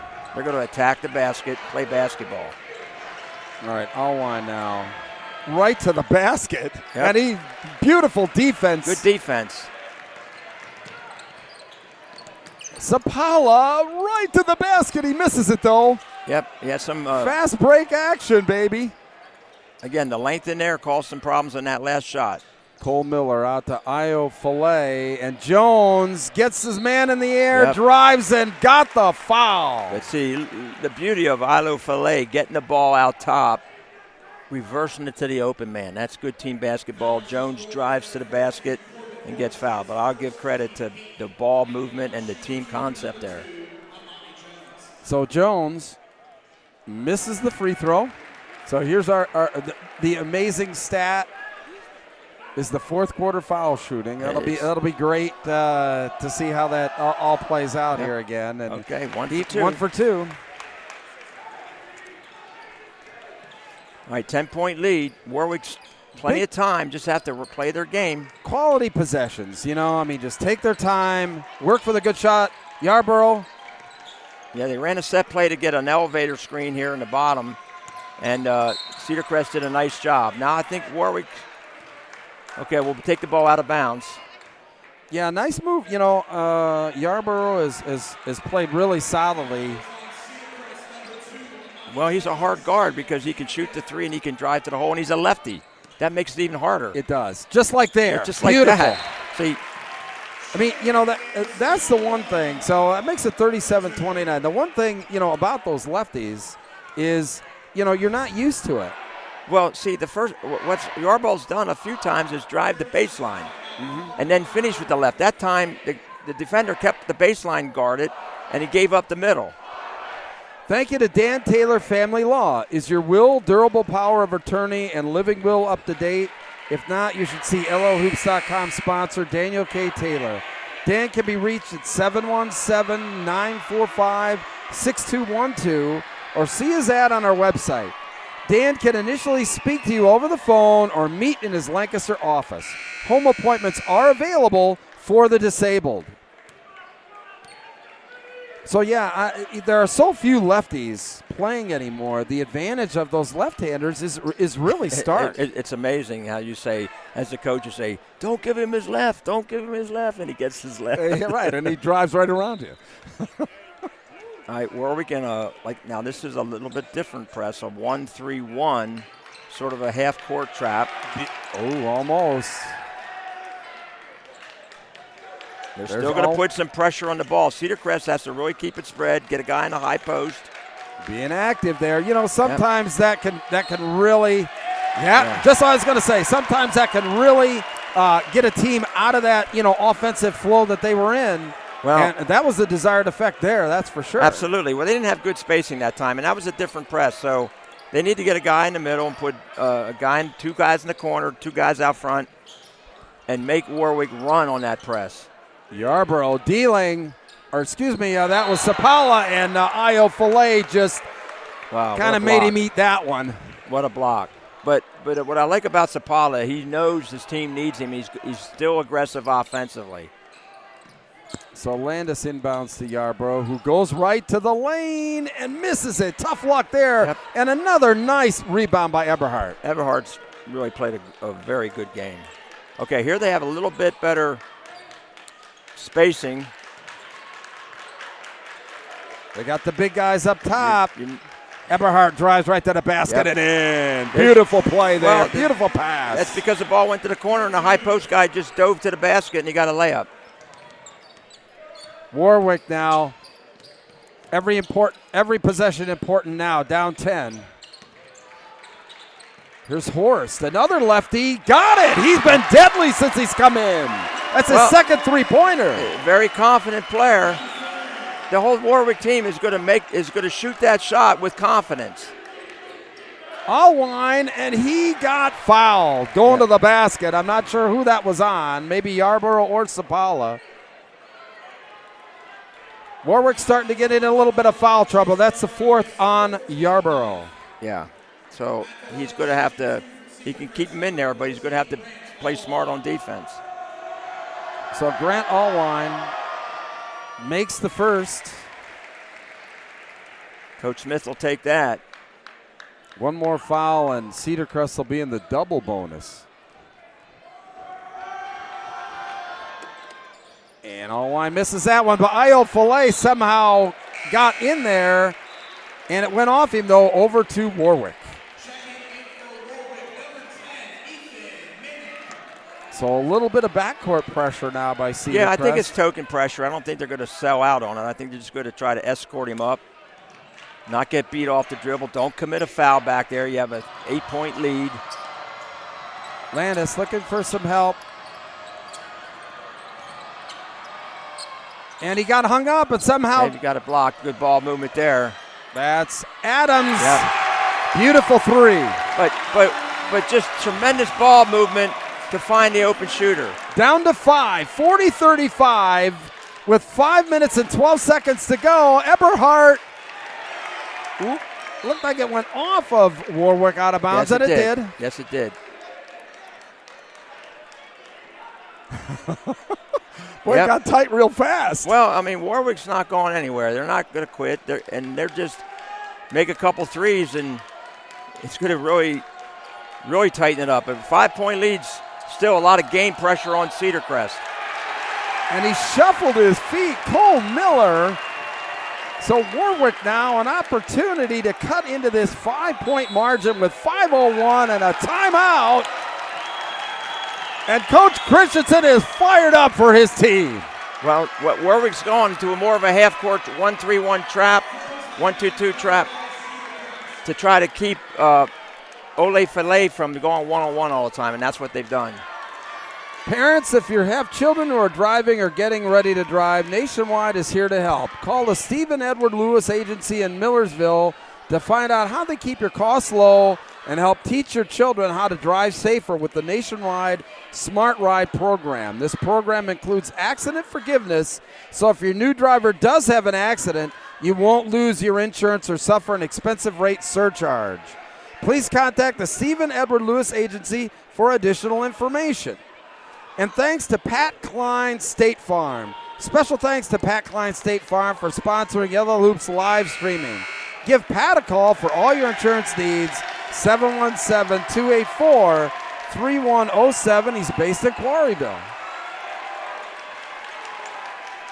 So here we go, Coach. 40-35, 5 minutes left in the LL Boys Championship. You couldn't ask for anything better. No, this is a long way to go in this game. Warwick's ball. So Sapala. They're just going to do what they've done all game, is move the ball around, try to beat your man off the dribble if you have the opportunity. Set a down screen for a shooter.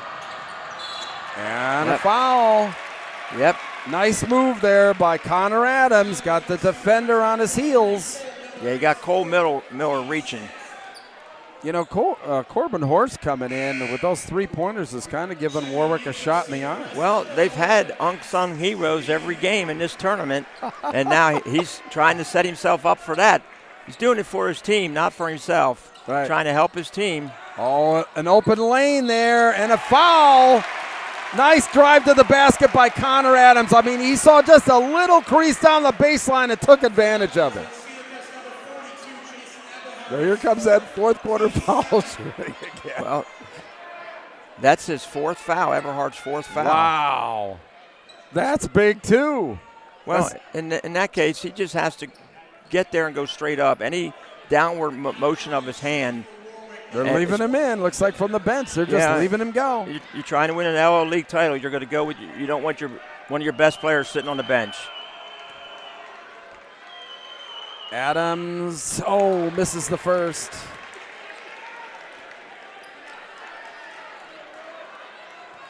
.439 remaining. Warwick trying to cut into this 40-35 lead. Adams misses them both. And a nice rebound there by Scipione. Scipione, great rebound. Now here's the half-court trap again. Warwick has gotten Cedar Crest a little bit out of rhythm other than that one possession where they got a layup. They got Eberhardt in the middle. Really aggressive defense, I'll tell you. Cedar Crest having some trouble with this. Somebody's got to be open. Miller. You got to move the ball. You can't really. Io Filet. There's your open shot right there. And that was Jones, actually. Sapala with the rebound. So Warwick, a chance once again. That's Sapala driving and a block. That's a blocking foul on Amani Jones. So Kai Sapala will go to the line for Warwick. Now, let's understand what he just did. There was a loose ball on the floor. He grabbed the loose ball, got in there and got it somehow, threw the outlet pass, ran down and got the opportunity to finish at the basket. Well, he misses the front end, or the first free throw there. Take a deep breath, step back, gather yourself, and shoot it with confidence. And he misses them both. Yep. Warwick's 0 for 4 in the fourth quarter in foul shooting. So Grant Allwine now, and this is Io Filet. Eberhardt playing on the high post there, distributing. Yep, when you catch the ball, you can't hold it. You got to move it. Exactly right. Catch it, move it. Don't look around. Nice inside play and a block. I believe that was Sapala, I'm not sure, with the block. Yeah, he was there. There's an open three. Connor Adams, no good. And somehow Warwick comes down with the ball. Yep. Corbin Horst. And here's Landis looking for somebody. Plenty of time. Plenty of time. And it's good. Connor Adams drills it. 40-38 on a timeout. Incredible comeback here by Warwick. Okay, for all your IT and copier needs, Dacio promo, please keep it local with Dacio.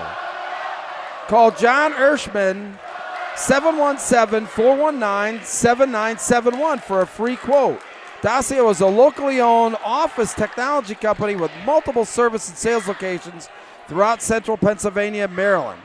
Dacio offers IT service and support, malfunction copiers, network printers, wide format printers, and document management solutions to business and nonprofits of all size.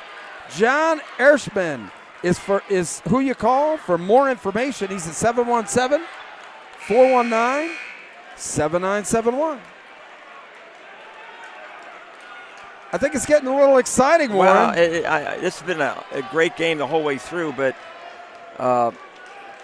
Warwick's found a little answer here for defense right on their 1-2-2 half-court trap. It looks like a 1-3-1 3/4, and it drops into a 1-2-2. It's a 1-2-2 right now. And Cedar Crest was a little hesitant against it. You have to move the ball and keep it out of the corner if you can. Jones, Allwine. Eberhardt there. He's driving to the basket inside to Jones, and he's got, I think Horst had the block. Yep.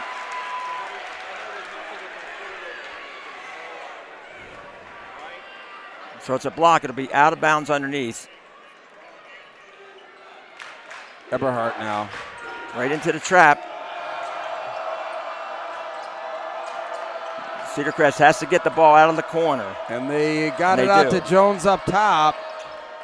Here's Io Filet. He's surrounded. He's going to get a double team every time he catches on the short corner. Eberhardt wide open there. That's Allwine. And got the foul.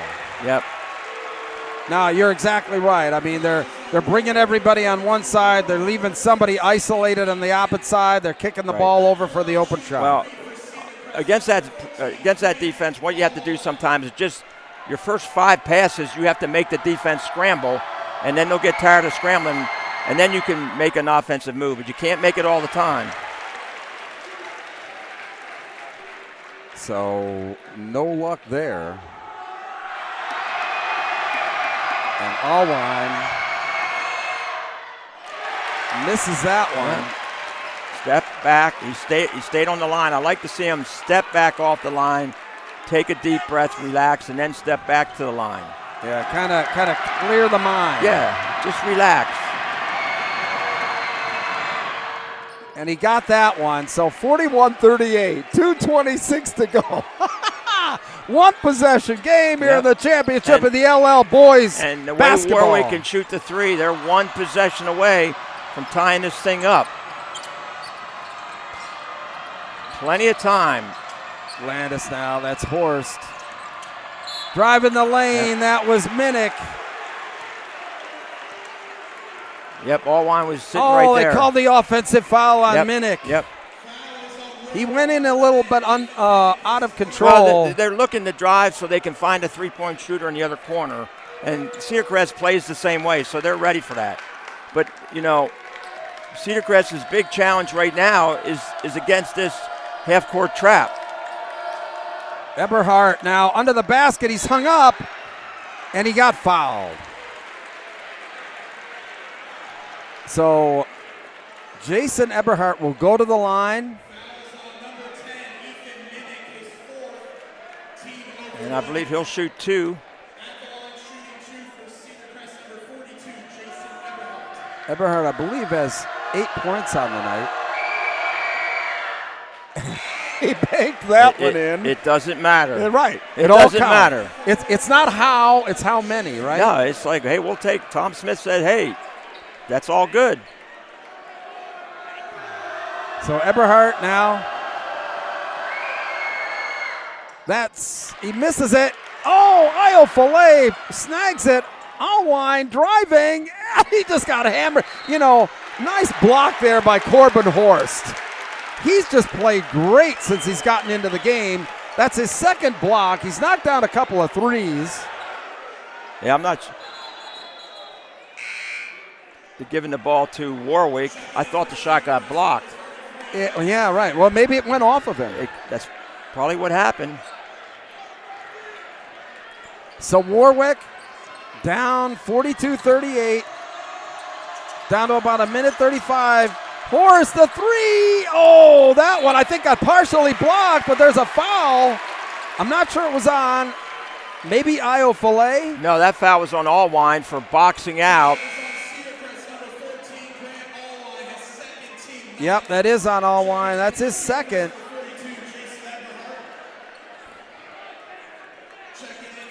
So Tate Landis hit the line. Boy, everything so magnified right now. And he misses it. The front end of the 1-on-1, and Eberhardt another big rebound. Warwick 0 for 5 in the fourth quarter foul shooting. You can't hold the ball. Got to keep it. Look opposite when you catch it. Eberhardt now. They're in a position now that they can hold the ball and don't have to score if they can play keep away. Oh boy, almost if they spread the floor, they'll have that pass all night. If they down spread under a the minute. floor. And a foul. Yeah. Fouled Amani Jones. So 55.1 left. Jones has been in the foul line in the fourth quarter twice, 1 for 2.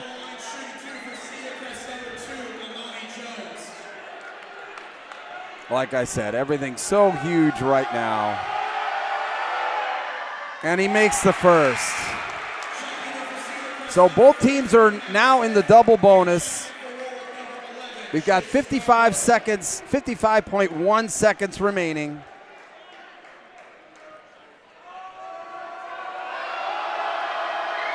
Jones makes the second, and a timeout. Yep, that's a good timeout by Coach Smith because he's going to preach, don't give up a 3-ball down here.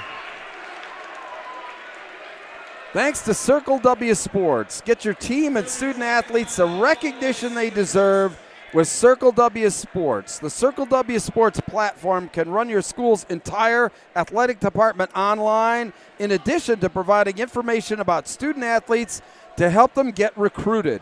Circle W Sports takes the concepts of college and professional websites, but it's 100% dedicated to high school athletes.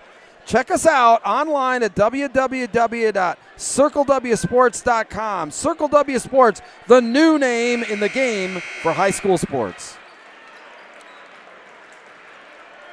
Well, Mr. Rainier, Mr. Farrell, Mr. Sorensen have worked real hard tonight as the referees, and they've done a really good job. It's not an easy game to ref, believe me. You know what?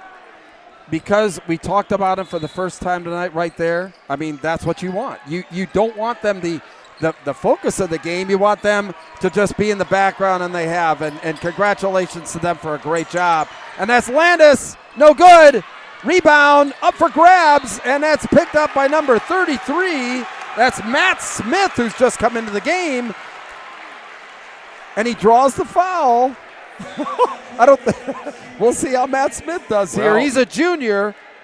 Yeah, he comes in and plays some defense, gets a rebound. He's a little bit longer body out there. Let's see how he does on these. And he doesn't make that one.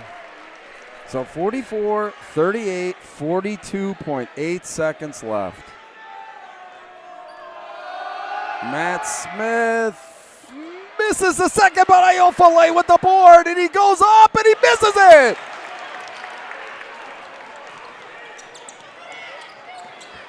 Tate Landis. Sapala takes the shot and he makes it. He buries a three. 44-41, 29.8 left. Long way to go. Oh, my. Well, see, Ilo Fale had the decision to make. He got the ball at the basket. If he makes that, they probably game's over because they go up 8. I'm surprised he just didn't kick it out. Well, if he kicks it out, they'll probably be back to the foul line. Exactly. But you got to trust your player. Like, okay, if he makes it, game over. And that's what he was thinking. So he was going for the win. So I respect that.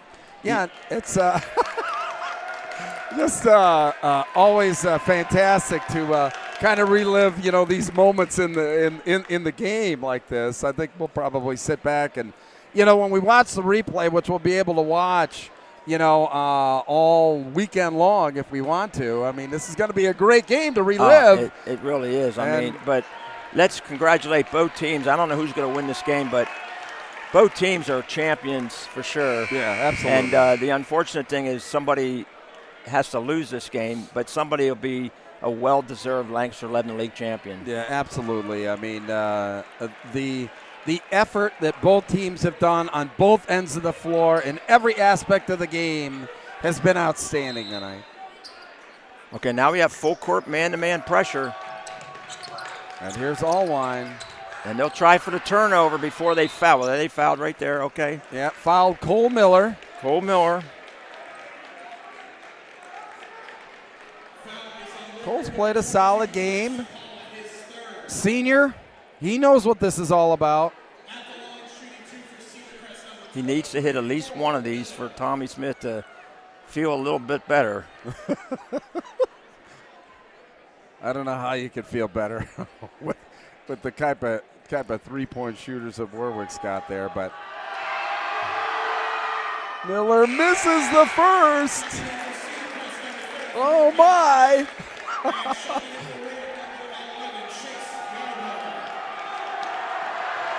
Cole Miller now. And he misses a second. Tate Landis with the rebound for Warwick. He's looking for plenty of time. Sapala misses it. Landis somehow comes up with the board. He's trapped in the corner. And a timeout. Good timeout by Christensen. Yep. Well, he's going to set up a play now. He's got the ball right here. This is not an easy place to run a play from. Okay, like this is a different situation from out of bounds under or out of bounds on the side. So normally a coach will have a play from this angle that's completely different than what he's run before. Sure. It might have the same sort of concept, but it's from a different angle, so your passing angle's different, your screen's different, and defensively it's a little tricky too. Well, if you're in Cedar Crest now, if you're Tommy Smith, what do you tell them? Well, number one, you can't foul the three-point shooter. You cannot foul the three-point shooter. So you just have to, you're going to be switching picks because they're going to set some screens to get somebody open. You're going to switch a pick. You're going to give up a shot inside the three-point line. If you get the rebound, just hang on to it. Don't worry about dribbling or anything else. This is a tough angle to get a shot from. Well, you can get a shot from, but what I'm saying is your players don't have a lot of experience at taking the ball out at that angle. Well, 12.6 seconds left. And Cedar Crest is 5 for 15 from the foul line unofficially in the fourth quarter. Wow. So it comes down to this. Corbin Horst to inbounds the ball. Yep, and they're going to back off so you can actually, Corbin can throw it in and step back in and get a three. Looks like they got the play for Sapala. He wasn't open. Yarborough now. Clock winding down. Shoots it. No good. Io Filet with the board. 3 seconds left. Counting it down, and he's fouled by Tate Landis. He had a good look at it there, Warren. Yeah, it was a tough shot, but he had a tough shot, but just didn't go. Yeah. I thought I think Jones was guarding him, did a great job of just hanging in there and just playing that defense. Well, there really wasn't anybody that was open. No, and that's the guy open was the guy who threw the ball in. Horst, Yeah. He threw it in, threw it right back to him. He was open. Yeah. Yeah, they weren't really guarding him on the inbounds. So Io Filet misses that one. Here's Horst now, and that's the ball game. Cedar Crest wins it 45-41. Total jubilation out there. Yeah. That's Tommy Smith's third LL League title. Congratulations to Tommy Smith and the Cedar Crest basketball team. Well deserved. Well, well deserved. That's quite a group out there at Cedar Crest, but that's, quite a group there for Warwick. They just fought all the way down to the end. They had a chance to tie it, on the last possession, and just came up a little bit short. So sometimes that's life. You win some, you lose some. I mean, the sun's going to come up tomorrow for these guys, and they've got other games to play. But Cedar Crest can enjoy this moment, to its fullest. Well, congratulations to Warwick. They just were a bunch of champions out there tonight. They have all the respect in the world. Again, some of their key players are out. It didn't matter to that group. That group had a belief tonight that they were going to come here and win, and they played that up until the final buzzer. So congratulations to them. Rest up and good luck in districts. I think they're going to be a tough out for anybody. I totally agree. For someone who's got an opportunity to, kind of travel around District 3 a little bit between the Berks League and here, one of the big teams, over in Berks is, Wilson. And, boy, I tell you what, the Cedar Crest team is going to give any 6A school. I mean, they're money's worth. That's for sure. Well, there's no question about it, and I think the LL is going to do very well in districts. Of course, I'm LL biased, but really, one would never know, right? Yeah, but I think we have some good teams, and we're going to the LL is going to be a tough out for anybody. Now Warwick has to play they play a home game against Governor Mifflin, so hopefully they'll have the great support that they've had, and they'll rest up a couple days and they'll be ready to go. I think they have enough. They'll have so much pride that they'll be ready to go in that game. So it looks like we're going to be the opposite of last night and get our player of the game, who's Ilario Iofale in here. How are you? Very nice to meet you, sir. You too, sir. You got a T-shirt? All right, well, eventually you're going to get a T-shirt. Tremendous effort out there tonight. Thank you. Both teams fought very hard. Yeah. Inside you had your way, for most of the night. What were you guys thinking about as a game plan when you came into this contest? We knew the game was going to come down to who was going to work the hardest. We put in our time in the offseason to get to this the same way they did. They came out, they fought, but we fought too, and the better team won. Yeah, you play, inside and outside game, but on defense there, you had a couple of nice shot blocks. Yeah. Is that what you like playing, inside or outside? You seem to do both very, very well. I like to play both. I put in the time to be able to play in the wing, to be able to play inside. The best players are versatile, can do more than one thing. You don't want to be one-dimensional, especially going into the next level. And I pride myself on my defense first, and I try to build off that because defense is the offense. Well, listen, thank you very much. Thank It's you, sir. awards time for you. Yes, really sir. appreciate it. Look forward to seeing you in districts, okay? Thank you, sir. Thank you. Take Have a care nice now. night. All right, you too.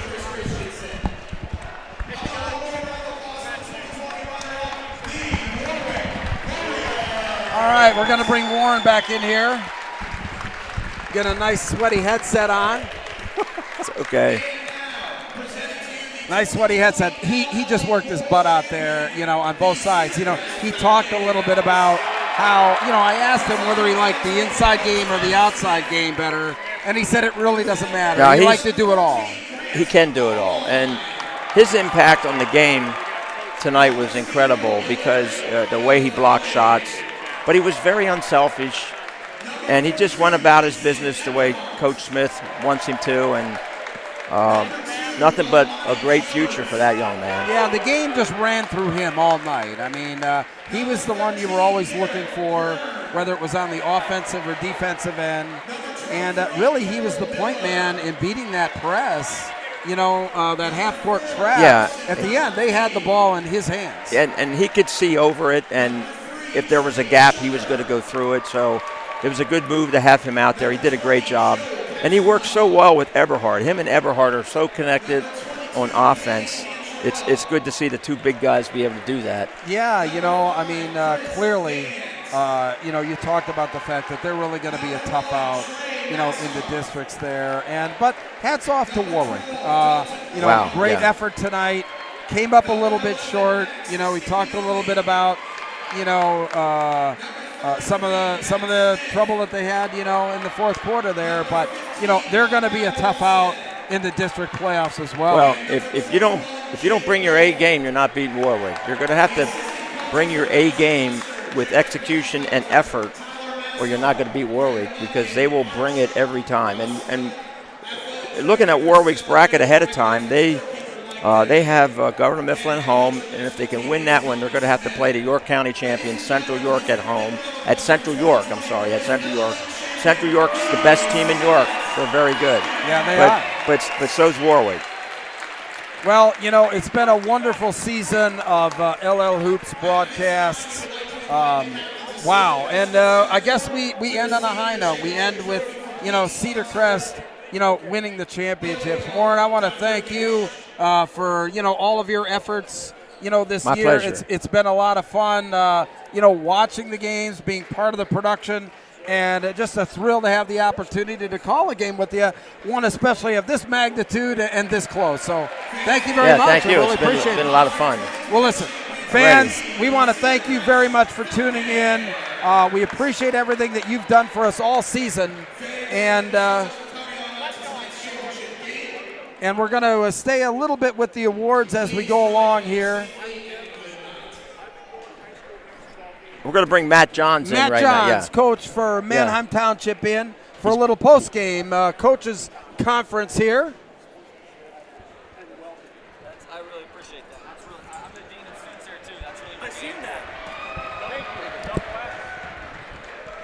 that. Okay, so here we have Coach Matt Johns of Manheim Township.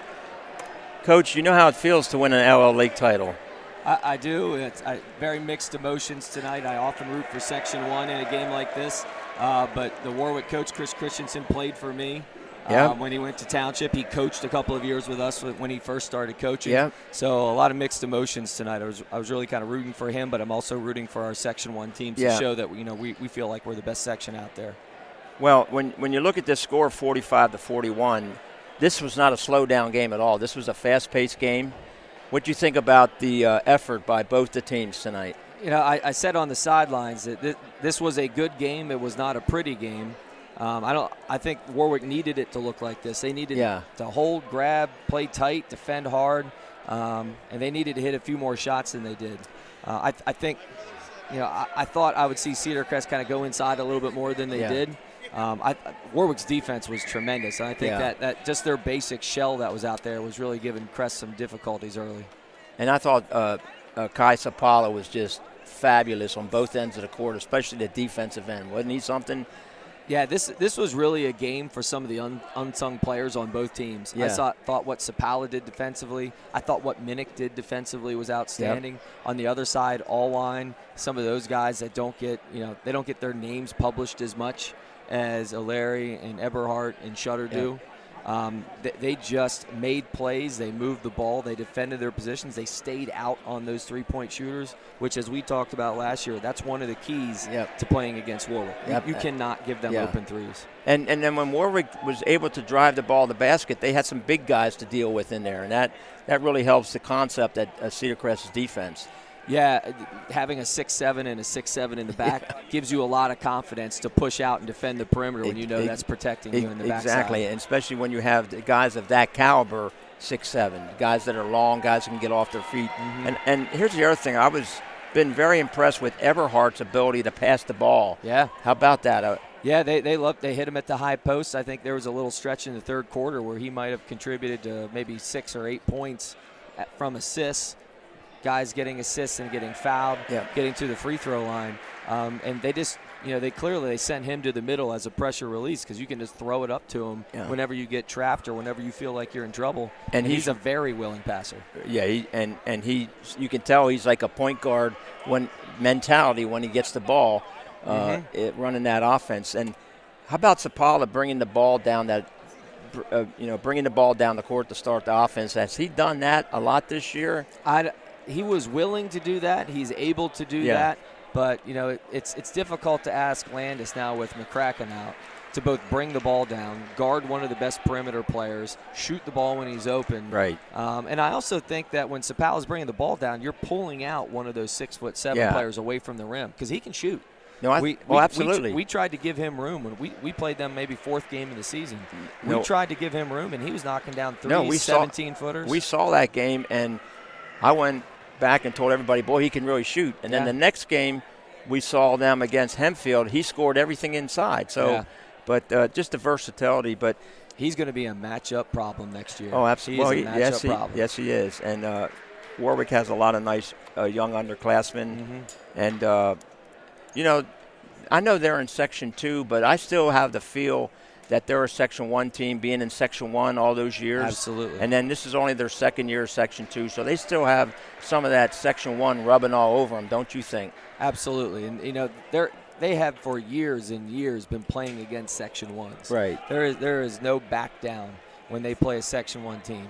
And we're so used to each other. But since it only is the second year that we've kind of gone to this. Exactly. We've been playing each other for 2 times a year, sometimes 3 times a year for years and years and years. So there's such familiarity between even these 2 teams. So looking at this game, just a great showcase for the LL League. And as you know, how hard is it to come off to this game and get ready for your first district game just a couple days down the road? I'd say it's hard, but it's not impossible. You know, last year for us, we won this game on a Saturday. We had one good practice to prepare for Central Dauphin. First quarter was a little difficult. You know, we had to adjust to their speed and their style of play. We were down early. We ended up winning that game. Yeah. You know, so I know that this game has hurt some teams, but it has helped a lot of teams because, you know, you stay sharp. You stay game competitive. Yep. We've been practicing for 10 days now, you know, one scrimmage and some practices in between. I would much rather be playing this game any day than sitting at home. I would agree with that. But I think overall it's going to be interesting to see how the LL League does in districts. So we just wish all the teams good luck. We do too. You know, we compete against each other all season. It's sometimes difficult when playoff time comes for the league playoffs to root for certain teams. And you don't root against anybody, but when you're banging heads against each other, it's hard to root for them 1 week later. But we all root for each other when it comes district time. We want to see the LL perform.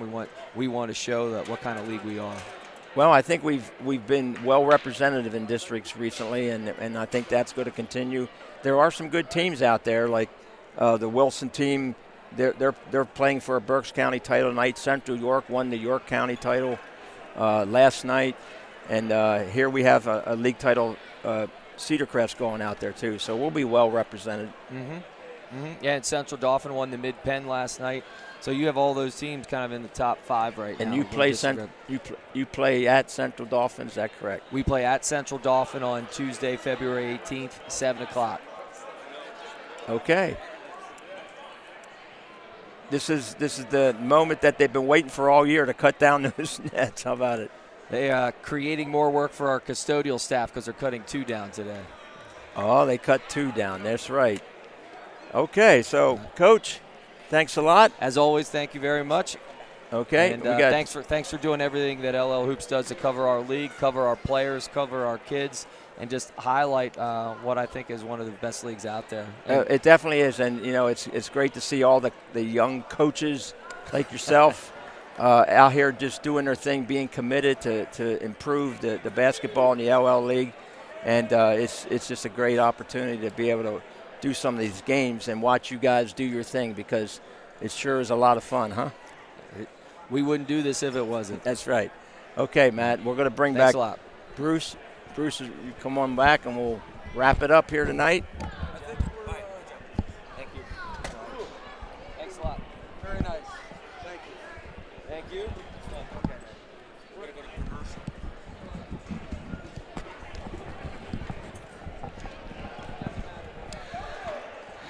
Okay, Warren, we're going to wait for Tommy Smith to get a few words.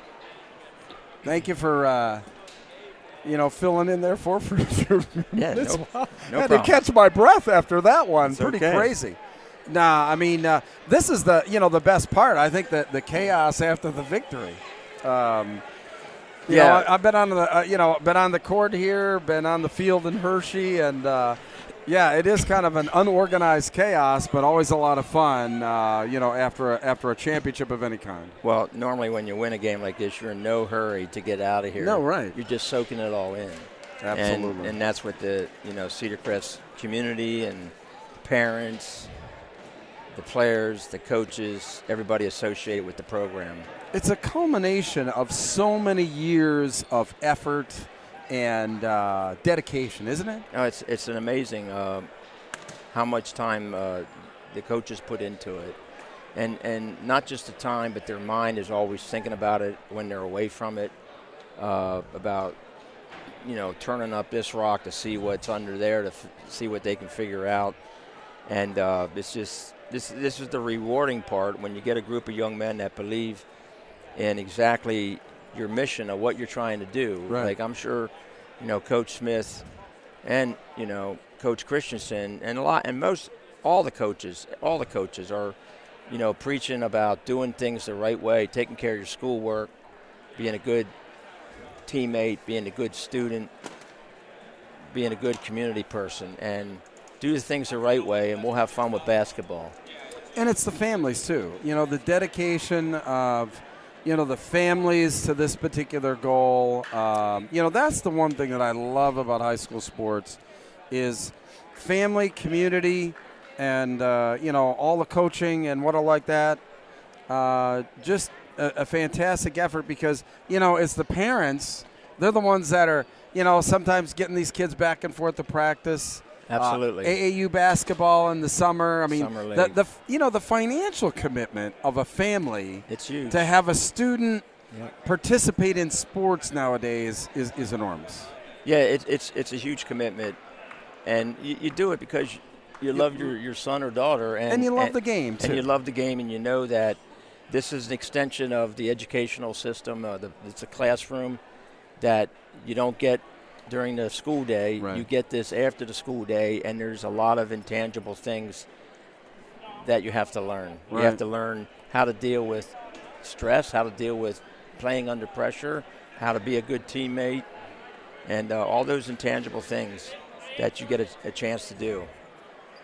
Yeah, and especially the intangible thing of cutting down nets after a championship. I mean, there's a lot of different ways to do it. You can do it one at a time. you got a little guy up on a ladder, with his dad or family member, cutting down a net. Yep. Tommy Smith gradually making his way over here. Looks like he's, in the midst of about 15 different interviews. I think Dell's going to try and corral him here because I'd sure like to have you, talk to him a few minutes. I guess you guys go way back? Yeah, Tommy played at Cedar Crest when I coached at Hempfield, and then he was on the staff my last few years when I was at Hempfield. And once I left, I believe he became the head coach of Cedar Crest, and he's done a fantastic job. Yeah. But I remember him when he played, and we had to guard him because he would shoot the threes. Yeah? Yeah. They had a three-point shot back then? Oh, yeah. I think so, but we didn't shoot many of them, as many as the kids do now. But yeah. Yep. No, I mean, the historian that you are, how does this championship kind of rank with you in, excitement and, being memorable? Here comes Tommy. Okay. We'll let him scoot in here, and you can talk to Tommy a little bit. Right here, sir. Warren will take you home. Congratulations, sir. Thank you. Congratulations, Coach Smith. Tommy. Thanks, Coach. I really appreciate it. Well deserved. Have a seat here. And I just want to tell you what a fantastic job you did tonight, but just the whole season and the last, how many years has this been at Cedar Crest now coaching? This is number 10 for me. Number 10, just fabulous job to get you in this situation. This is your third all-time title. They never get old, do they? Never. This feeling, you can't beat this feeling, man. And it feels different every single time. And it's a feeling that's tough to describe as well. But you had to take this group of young men and mold them. After a couple tough losses last year in the playoffs, you had to mold this team to believe that they could go all the way this year in the LL League. Yeah, it's a mental thing, and you know what it's like, Coach. You put the time in the summer, and you preach to them, and you hope it sinks in. And with this group, a seasoned group, and they've done it before. Been through the ringer, and this time, they were just refused to lose. And we've had some tough ones and some tough ones down the stretch, and they just make enough plays to win at the end of the games. And hats off to them. Well, and that's attributed to what you're teaching, what you're coaching every day. You're again, I look at your team, and everybody's all in. And that's a tribute to what you're teaching. And here's the thing that that's really impressive is that you've been here in the finals about, what, 5 times out of 8? Yeah. And you got 3 of them. Yep. And you're going to want more in the future. And you had a big target on your back this year. Yeah. That's the big thing. You had a big target on your back from day one. Everybody was coming to get you, and you had to meet that challenge each and every night. You know what? It's tough, but it's also fun, man. That's why we do it. You know, I tell the guys, you know, we've done so many good things, and you know, over the last 10 years that I've been here, you know, we've created a nice culture. A culture of winning, and the expectations are high, and you know, we talk to them all the time. We're not lowering the bar, so you guys want to be part of this program. We're going to raise the bar, and year in and year out, my guys are reaching that bar, and they want to take it higher. So, you know, my hat's off to my guys, and you know, we've created a nice culture here at Cedar Crest basketball, and myself thankful to be a part of it, and you know, well, just want to keep going now. That's obvious, and what I want you to do is go relax tonight. Sleep in tomorrow morning, which you probably won't sleep at all tonight, right? Maybe take that afternoon nap tomorrow or something, right? Yes, sir, you got it. And you don't sleep after wins. You don't sleep after losses. No. I don't know when you do sleep. You know, the only time you sleep is maybe when the season's over and you went out and did some fishing or golfing. That's or something, right? right? Absolutely. Yes, so, sir. all right, Coach Smith, it's been a pleasure. Always a Congratulations. Pleasure. Enjoy it. You did a wonderful job. Appreciate it. Congratulations. Thank you. Take care.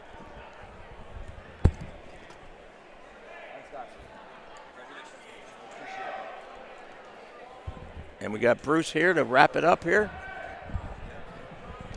Oh my gosh! You know, I can't believe that it's wrap-up time from this season. You know, for me personally, I started doing football back in August, carried through into you know, basketball here, and this is our final broadcast with the crew: Louis Gallant, our show producer, Scott Smith, Tom Klitsch, and the crew tonight.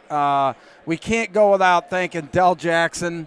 Alvernia University, they give us this equipment, they give us students, they let us come out here, and they bring this to you fans. So don't forget about Alvernia University or any of the sponsors that support these broadcasts, because without them, we wouldn't have a broadcast.